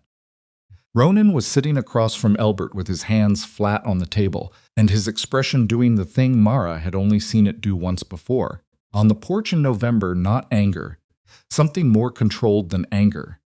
Particular stillness of a man who has reached a clear conclusion and is deciding how to act on it without doing anything he'll need to regret later. Mara was standing near the stove. She'd been standing there since Ronan came in from the barn and Elbert began talking, and she hadn't sat down because something about the information required her to be upright, to be physically positioned in a way that matched what she was feeling, which was not fear. "Not this time. They're using me," she said. "My being here, they're using it as a way to cloud the property question." "That's what it amounts to," Elbert said. "I'm sorry, Miss Ellison." "I know it's my father," she said. "He can't come through the front door, so he's looking for a window." She looked at Ronan. "How serious is the water rights question?" "It's not serious," Ronan said. His voice was level. "I know exactly what that filing was. The previous owner had a dispute with his neighbor over the South Creek access. It was resolved informally. The neighbor withdrew the claim. But informally means it never got filed properly with the county. The documentation exists. It's in the study, you're certain. I handled it myself 8 years ago when I found it." He looked at Elbert. "Cartwell knows it's thin. Your father knows it's thin. But thin in the county court still takes months to resolve, and months of a legal question on the water rights means I can't finalize the spring grazing contracts, can't arrange the new hay storage Mara proposed, can't move on 3 other things that need the property status to be clear." "It's a delay tactic," Mara said. "It's a pressure tactic," Ronan said. He's betting that a legal complication, combined with what Cartwell's calling an improper arrangement here, creates enough difficulty that one of us will make a decision he prefers. She understood it completely. It had her father's particular signature on it, the same intelligence that had run his household and his business dealings for 30 years, the same instinct for the place where pressure was most effective. He couldn't compel her. He'd tried authority, and it had failed. He'd tried presence, and it had failed. So now he was trying a different kind of force, the grinding, institutional kind, the kind that wore people down not through dramatic confrontation, but through the steady accumulation of difficulty, cost, uncertainty. He was betting that she would eventually look at the trouble she'd caused Ronan and decide that leaving was the kinder thing. It was, she thought, the most sophisticated thing he'd ever done to her. And also the most insulting. "What do you need from me?" she said to Ronan. He looked at her steadily. "Nothing you don't want to give." "That's not what I asked. The documentation in the study will handle the water rights," he said. "I'll ride to the county seat and file the counterclaim with the original resolution paperwork. That takes the legal question off the table." He paused. "The other part, what they're calling an improper arrangement, that's more complicated. Cartwell will argue the arrangement regardless of what we say, because the arrangement is real, and he'll shape the framing to suit what your father wants." "What does my father want the framing to say?" Ronan was quiet for a moment. "That you're here under some kind of obligation, that the situation isn't what we've said it is." Elbert cleared his throat. He had the look of a man who had delivered his message and was now very aware that he was sitting in the middle of something personal. I can go. I just wanted you to know before the notice arrived officially. Stay, Ronan said. I may need a witness for something. Elbert stayed. Mara looked at Ronan. He looked back at her, and she could see in his expression that he was being very careful. Careful in the specific way he was careful with her, which was different from how he was careful about other things, which was not about caution, but about respect. He was not going to say what needed to happen. He was going to wait until she said it, if she said it, because that was how he was, and she had come to understand that this quality in him, this refusal to move through her choices on her behalf, was not indifference. It was the most consistent form of care she had ever been shown. We need to address the framing, she said, directly. In a way that Cartwell can't reframe. Yes, Ronan said. Which means the arrangement needs to be something that can't be characterized as improper. She said this carefully, feeling her way through it like she was working through an account book, looking for the structural solution rather than the emotional one. A formal employment contract, properly witnessed and filed, that addresses the professional question. But the personal question is what Cartwell will stay on. He'll keep calling it improper regardless of the paperwork, because what my father actually objects to has nothing to do with legality. No, Ronan agreed, it doesn't. She looked at him for a long time. He held her gaze without shifting, without filling the silence with something easier, the way he'd learned, or maybe had always known that some silences needed to stay open long enough for the right thing to come through them. I have something I need to say to you, she said, and I want you to let me finish it before you respond. All right. She pulled out the chair across from him and sat down, because what she was about to say deserved to be said sitting down, at eye level, without the distance of standing across a room. I came here in a storm with nowhere to go, she said, and you rebuilt the fire without asking me to explain myself. And then you gave me a room with a lock on the door and dried my boots and made terrible coffee for 2 weeks while I read your books and reorganized your study and told you everything you'd been doing wrong with your own accounts. She paused. And somewhere in the middle of that, this place stopped being where I was staying and started being somewhere I actually wanted to be. Not because I had no other option, not because you gave me no choice. The opposite. Ronan was very still. I want to be clear that what I'm about to say is not because of Cartwell or my father or any legal complexity, she said. It's because I've been thinking about it since December, and I've been waiting until I was certain, because I don't make decisions I'm not certain of. She took a breath. I'm certain. She looked at him across the kitchen table of Blackridge Ranch, with Elbert Pruitt sitting slightly sideways in his chair, pretending to find something interesting about the wall, and she said, Is there a version of this of us that you want? Not an arrangement. Not a contract. A life. The silence that followed was the longest silence she'd ever sat in with Ronan Blackridge, which was saying something because he was a man who used silence the way other men used furniture practically, without apology. When he spoke, his voice had a quality she hadn't heard in it before. Not different from how he usually sounded, still the same flat, honest register. But something in it that was less armored than usual, something that had put down a weight it had been carrying long enough that putting it down was noticeable. I told you about Margaret, he said. You did. What I didn't tell you, he stopped. Tried again. What I didn't tell you is that I understood after she left that the problem wasn't that I was built to be alone. It was that I decided I was. There's a difference. One is a fact. One is a choice you make once and then stop examining. He looked at his hands on the table. I stopped examining it for 7 years, and now, she said. He looked up, and now I'm being examined fairly thoroughly by someone who doesn't accept conclusions that haven't been recently verified.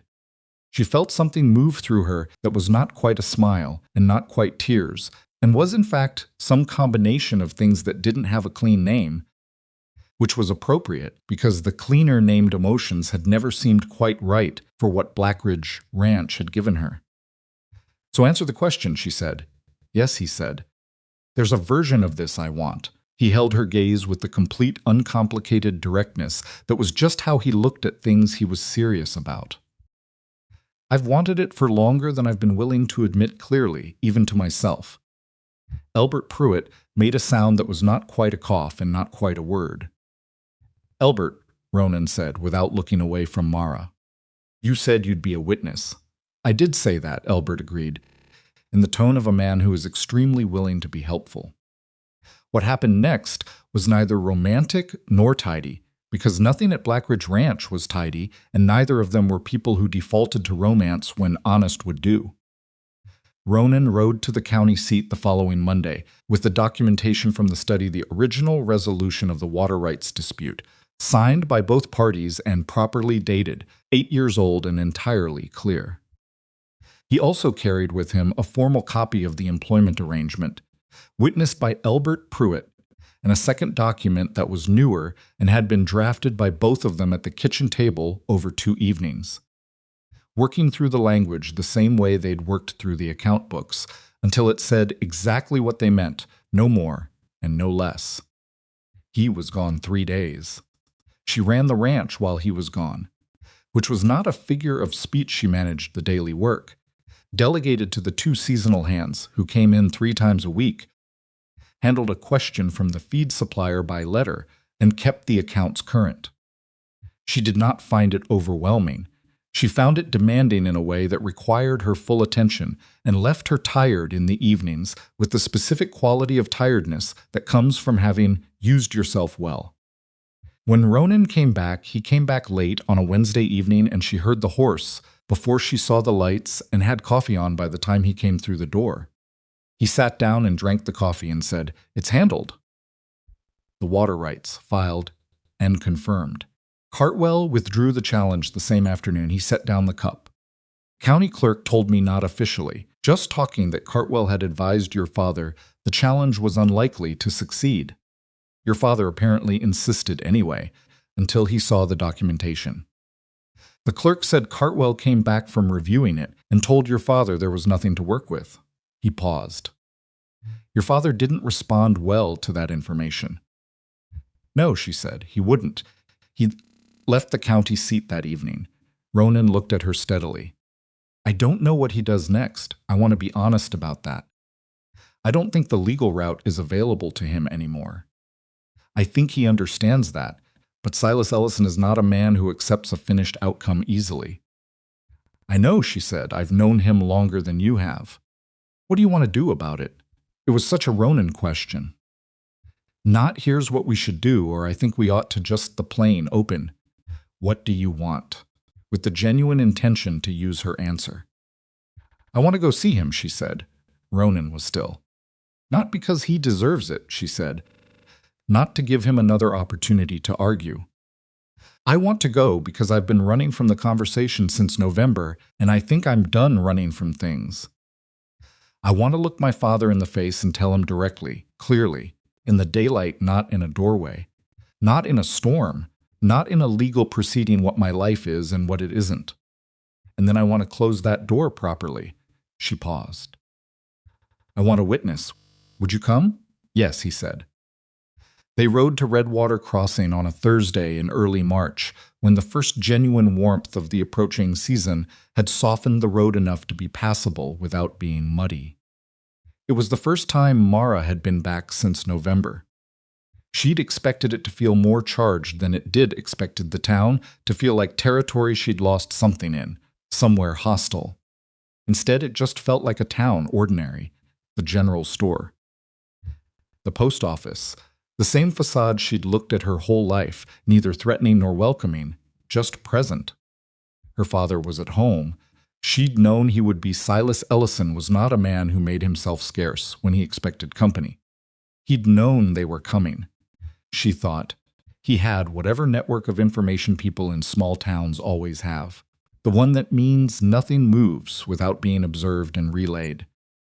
He was sitting in the front room when she knocked and was shown in by the housekeeper, and he looked at her and at Ronan in the doorway behind her with the expression of a man who has been rehearsing for something and is now adjusting the rehearsal to match the actual event. He looked older. That surprised her. She'd seen him in November, not 4 months ago, and he'd looked himself. Now there was something around his eyes that was different. Not illness, tiredness maybe, or the particular kind of tiredness that comes from fighting something that won't cooperate and running up against your own limits in a way you hadn't anticipated. She sat down across from him without being asked. Ronan stood near the door, present, visible, saying nothing. "Father," she said, "Mara." His voice was controlled. He looked at Ronan and then back at her. "I assume you're here too." "I'm here to talk to you," she said directly, without lawyers or deputies or intermediaries. She held his gaze. "The legal question is closed.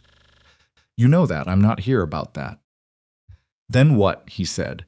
She had thought about what she wanted to say during the ride from Blackridge and had decided against preparing it too carefully, because prepared things had a way of coming out like performances, and this was not a performance. It was a conversation she should have been able to have with her father for years and never had been allowed to, and she intended to have it now, whether it was easy or not. "I want you to understand something," she said, "not agree with it. Not apologize for anything. Just understand it genuinely, because I think you've never quite been told it plainly." She paused. "I love you. I have always loved you, and you have made choices for my life with the absolute conviction that you were protecting me, and I believe that conviction was real. I'm not here to tell you that you're a bad man or that you didn't care about my welfare." Her father was very still. "But caring about someone's welfare doesn't give you the right to own their choices," she said. "Those are two separate things. You can love someone completely and still be wrong about what they need. You were wrong about what I needed, not because you don't know me, you do know me, better than most. Because you decided what you knew meant something it didn't. You knew I was capable of managing a household, so you decided that meant I should manage Gideon Vane's. You knew I was sensible and careful, so you decided that meant I'd be sensible about an arrangement you'd made without asking me." She looked at him. "Knowing someone doesn't mean you own their conclusions." Silas Ellison looked at his daughter for a long time. She could see him processing. It could see the familiar architecture of his certainty being tested from a direction it hadn't been built to handle, because the attacks he'd been prepared to defend against were defiance and ingratitude, and she was giving him neither of those things. She was giving him something that required a different kind of response, and the different kind was harder. "The Vane arrangement," he said slowly, "I believed." "I know what you believed," she said. "I'm not asking you to defend it. I'm asking you to hear me say that I am a grown woman and that my life is mine to construct, and that the way you went about it without asking, without considering whether what I wanted might be different from what you wanted for me, caused harm. Not because you're cruel, because you didn't ask." "Silence. I'm living at Blackridge Ranch," she said. "I work there. I manage the accounts, and I found significant improvements to the operation, and I'm good at it, genuinely good. Not helpful in a household good, actually good, in a way that matters to the operation. And I'm going to marry Ronan Blackridge in the spring." She said this plainly, the way she said things that were true. "Not because I'm obligated to, not because I have no other option. Because I want to. Because for the first time in my life, someone looked at what I could actually do and said it was worth paying for, and looked at who I actually was and said that was enough, and let me decide what I wanted without deciding for me." She paused. "That's what I came to tell you, not to ask permission. To tell you." Her father looked at his hands. He sat that way for a while, long enough that the silence became uncomfortable in a way that Mara let be uncomfortable, because she was done managing uncomfortable silences for other people's benefit. She had said what she came to say, and she would wait for whatever came from it. When Silas spoke, his voice was different from how it had been. Not broken, he was not a man whose voice broke, but something in the register of it had changed. Something that had been structural had shifted. "Your mother," he said. And then stopped. Mara waited. Your mother would have said the same thing, he said. In a different way, she said versions of it. He looked up. I didn't hear it then either. She felt the words land somewhere they hadn't expected to land. Felt the particular weight of them, the admission that cost him something, the acknowledgement that sat inside it, the grief at the edges of it that she recognized because she'd carried her own version of it for 12 years. I know, she said quietly. I thought I was. He stopped. Tried again. I believe the arrangement was the best thing I could do for you. Given what I understood, given what I know, she said again. Not forgiving it exactly, not yet, but acknowledging it, which was different and also real. He looked at Ronan for the first time since they'd come in, looked at him with a different quality than before, less territorial, more exhausted. You'll take care of her. Ronan spoke from the doorway in the same level tone he used for everything. I expect she'll take considerable care of herself, he said. I'll be there. Her father looked at that for a moment. Something in his expression that might, from the right angle, have been the very beginning of understanding. He didn't say anything else of great significance that day. The conversation wound down the way difficult conversations do when the main thing has been said and acknowledged slowly, through less charged territory, finding its way to an ordinary ending. When she and Ronan left, her father walked them to the door, and at the door he looked at her with the complicated expression she'd been learning to read since November. The spring, he said. Yes, she said. He nodded. Once. Closed the door. She stood on her father's porch in the early March air and breathed for a moment. Beside her, Ronan said nothing, which was correct. There was nothing to say that would improve on what had just happened, and Ronan understood that instinctively in the way he understood most things about when to speak and when to leave space. She walked down the steps and toward the horses. All right, she said. All right, he agreed, and they rode back to Blackridge Ranch. Spring came the way. Springs in that country always came slowly, and then suddenly, weeks of mud and indecision, and then one morning you stepped outside and the air had changed and everything had quietly committed to growing.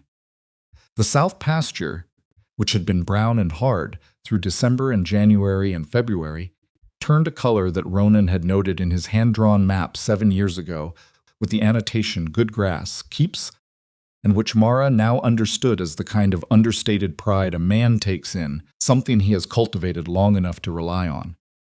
She wrote to her Aunt Clara in March, and the letter was long and honest, and Clara wrote back within 2 weeks with a response that was warm and practical, and ended with a sentence that made Mara laugh out loud. I always knew you would figure it out.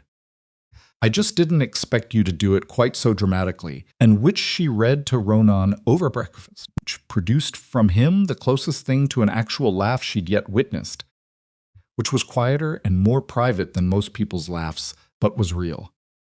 Clara came for the wedding. She arrived 4 days before, with a bag too large for 4 days, and the manner of a woman who intended to organize something and was prepared to override any objections. She looked at Blackridge Ranch with the honest, assessing eye of someone who has heard a great deal about a place and is calibrating expectations to reality. She looked at Ronan with the eye of someone who loves Mara and is deciding whether to be satisfied. She looked at the account books Mara showed her and said, with the dry clarity of a lifelong practical woman, "You improved this considerably." "I'm still finding things," Mara said. "You always were," Clara said. "Even in your father's house, you were always fixing the numbers no one admitted were broken." Ronan and Clara had a conversation on the second evening that Mara was not part of. By unspoken mutual arrangement, she went to bed early, and they sat by the fire in the main room, and she could hear the low register of their voices through the ceiling without making out the words. And she lay in the dark and thought about the particular strangeness of her life, which had been so narrow in November and had become, in 4 months, something she hadn't had words for before she was living it. She asked Clara in the morning what they'd talked about. "He asked about your mother," Clara said, without looking up from her coffee. Mara went still. "He wanted to know who she was," Clara said. "Not what happened to her. Who she was." She looked up. "Told him." Mara looked at her. He's a good man, Clara said. He's not easy and he's not smooth, and he'll drive you half mad with the silences sometimes. But he's a good man, I know, Mara said. Good, said Clara. Then we're settled.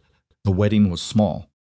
They had intended it to be small, and it remained small despite the gravitational pull of community events to expand, because both of them resisted expansion with equal stubbornness, and Elbert Pruitt, who stood as a witness alongside Clara, was the only person from Redwater Crossing who came. Which suited everyone present. There was no elaborate ceremony. There were words said that meant what they said, in front of people who knew both of them well enough to hold them to the words. There was food that Mara made, and that was good, and there was whiskey, good whiskey. Ronan's contribution, and there was a fire in the main room that had been burning since October of the previous year, in the sense that Mara had never let it go fully cold once she'd started tending it, which she had done without planning to, the way she'd done many things at Blackridge Ranch. Her father sent a letter. It arrived 2 days before the wedding, in his familiar handwriting, on paper from his household that she'd known since childhood. The letter was short and did not waste words on things that couldn't be said properly yet. It said he hoped she was well. It said he thought about what she'd told him in March. It said he was not certain he understood it fully even now, but that he was trying to. It said he did not expect her to respond to that, knowing she would when she was ready, which showed, she thought, that he was paying more attention to who she actually was than he had managed before. She wrote back, brief, honest, not warm, not yet, but open, the kind of open that allows warmth to find its way through, eventually if both parties are patient and the door stays unlocked. She kept the letter in the desk drawer, with Clara's letters and the employment agreement and the copy of the water rights documentation that Ronan had filed with the county. She kept a lot of things in that drawer. It had become the drawer where things that mattered went, which was different from where she'd started. She'd arrived with a small traveling bag and a pocket full of reasons to keep moving. And she'd ended up with a desk and a drawer and a life that filled them. The summer that followed the wedding was the hardest working summer of her life, which was not a complaint. The ranch was growing in the way that things grow, when someone starts paying systematic attention to where the waste is, and redirecting it not dramatically, not overnight, but with the steady accumulative logic of compound interest, each good decision making the next one slightly easier.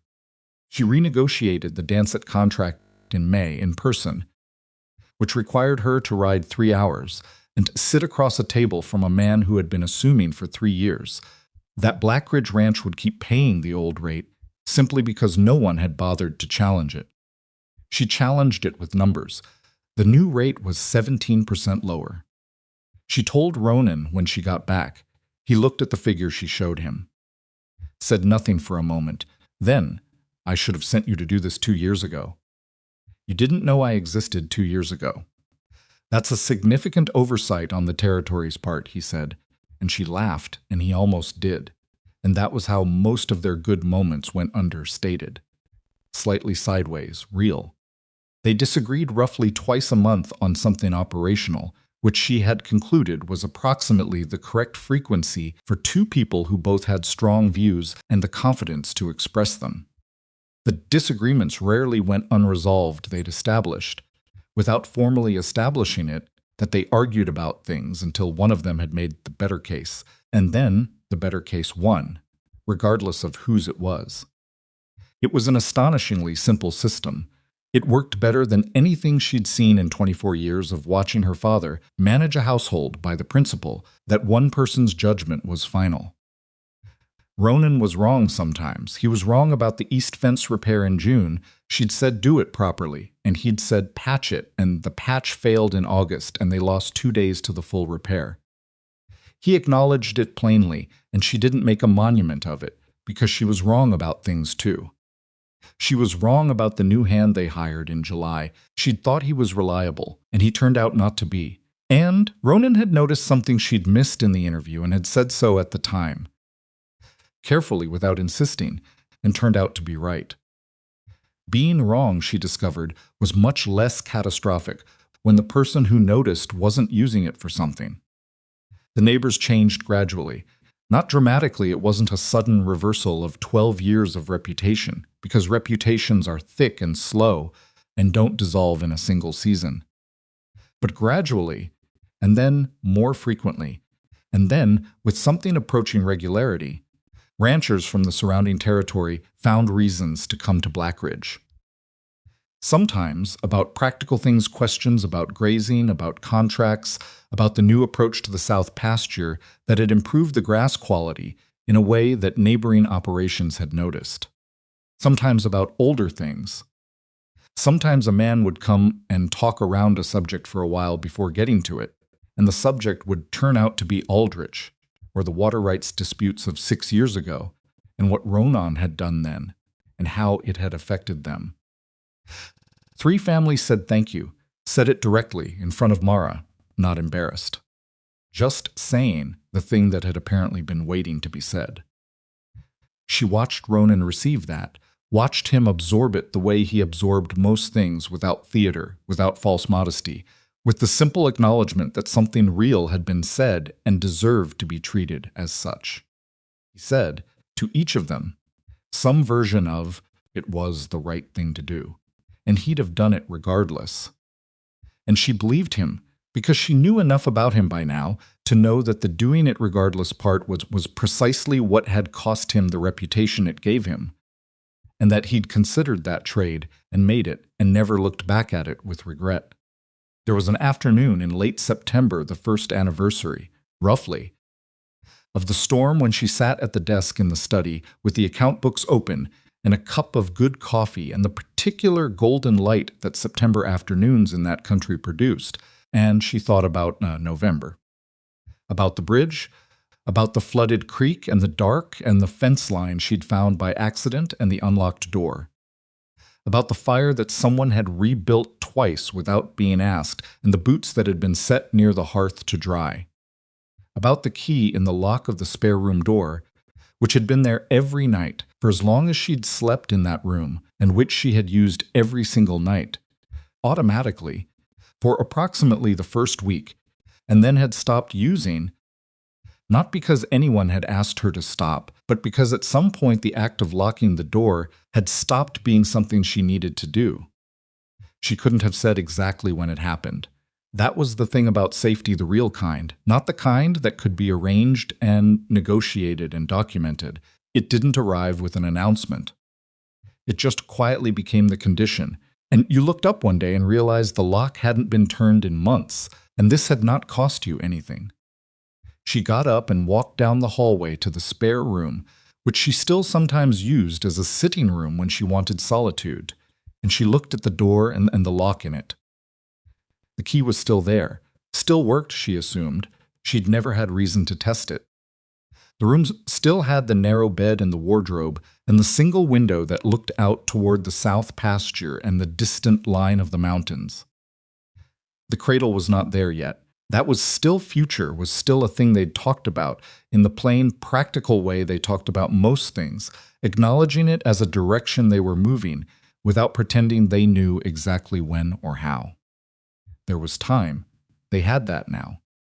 She stood in the doorway of the spare room and looked at the lock and thought about the woman who had needed it, who had stood in a stranger's house in wet boots with a traveling bag and a heart, hammering so hard she could feel it in her teeth, and who had locked the door that first night with the specific practiced gesture of someone who has learned that doors need to be locked because the people on the other side of them cannot always be trusted. She thought about who that woman had been and about what she was now. Not a different person. The same person, with the same capability for arithmetic and stubbornness and the particular pride she took in understanding systems that were broken and making them work. The same person who had taught herself accounting at 14 in her father's house and kept it quiet because visible competence was something that could be used against you. The same person who had stood on a porch in the cold and told her father no and felt the ground hold under her feet. Just more herself, somehow. Like a room with the furniture arranged properly, the same room, the same dimensions, but you could finally move through it without catching on things. She walked back to the study and sat down and finished the accounts, and drank the last of the cold coffee. And when she heard Ronan come in from the south pasture, she called out to him, and he came to the study doorway, bringing the cold air of September with him. "I found something in the April ledger," she said. "Come look." He came and looked. She showed him the figure. He looked at it for a moment, and then at her. "That's better than I expected," he said. "It's better than I expected too," she said. "But the math is right. I checked it twice. You always check it twice. The first time tells you the answer," she said. "The second time tells you whether the answer is honest." He looked at her with the honest face, the one that showed what it showed. "The place is doing well," he said. "The place is doing very well," she agreed. "It's going to keep doing better." He nodded. She went back to the ledger. He stayed in the doorway a moment longer, which was unusual. He generally moved through with purpose. She looked up. "What?" she said. "Nothing," he said. And then, "I'm glad you came through that door." She looked at him. The September light was doing something good in the study, the way it did at this time of year, and outside the good grass of the south pasture held the last warmth of the season, and the mountains beyond it had the first suggestion of white at their peaks. "I'm glad the door was unlocked," she said. He went back to his work. She went back to hers. The lock on the spare room door gathered a fine layer of dust, the way things do when they haven't been touched in a long time, when the reason for their existence has slowly, without ceremony, simply become unnecessary. And outside, Blackridge Ranch ran on complicated and imperfect and increasingly alive, the way things become alive when people stop merely maintaining them and start building towards something worth having. Which is, if there is a lesson anywhere in all of this, perhaps the only one that ever really matters. The difference between surviving a life and choosing one is not always a dramatic moment. Sometimes it's a storm. Sometimes it's an unlocked door. Sometimes it's someone who rebuilds the fire without being asked and says sit and means nothing by it except exactly what they say. And sometimes if you are paying attention, and if you are brave enough to look at what you actually want rather than what you've been told to want, sometimes the thing you stumble into in the dark turns out to be the thing you'd been looking for. All along, just in a place you never thought to look. Mara Ellison had run from a future that was chosen for her.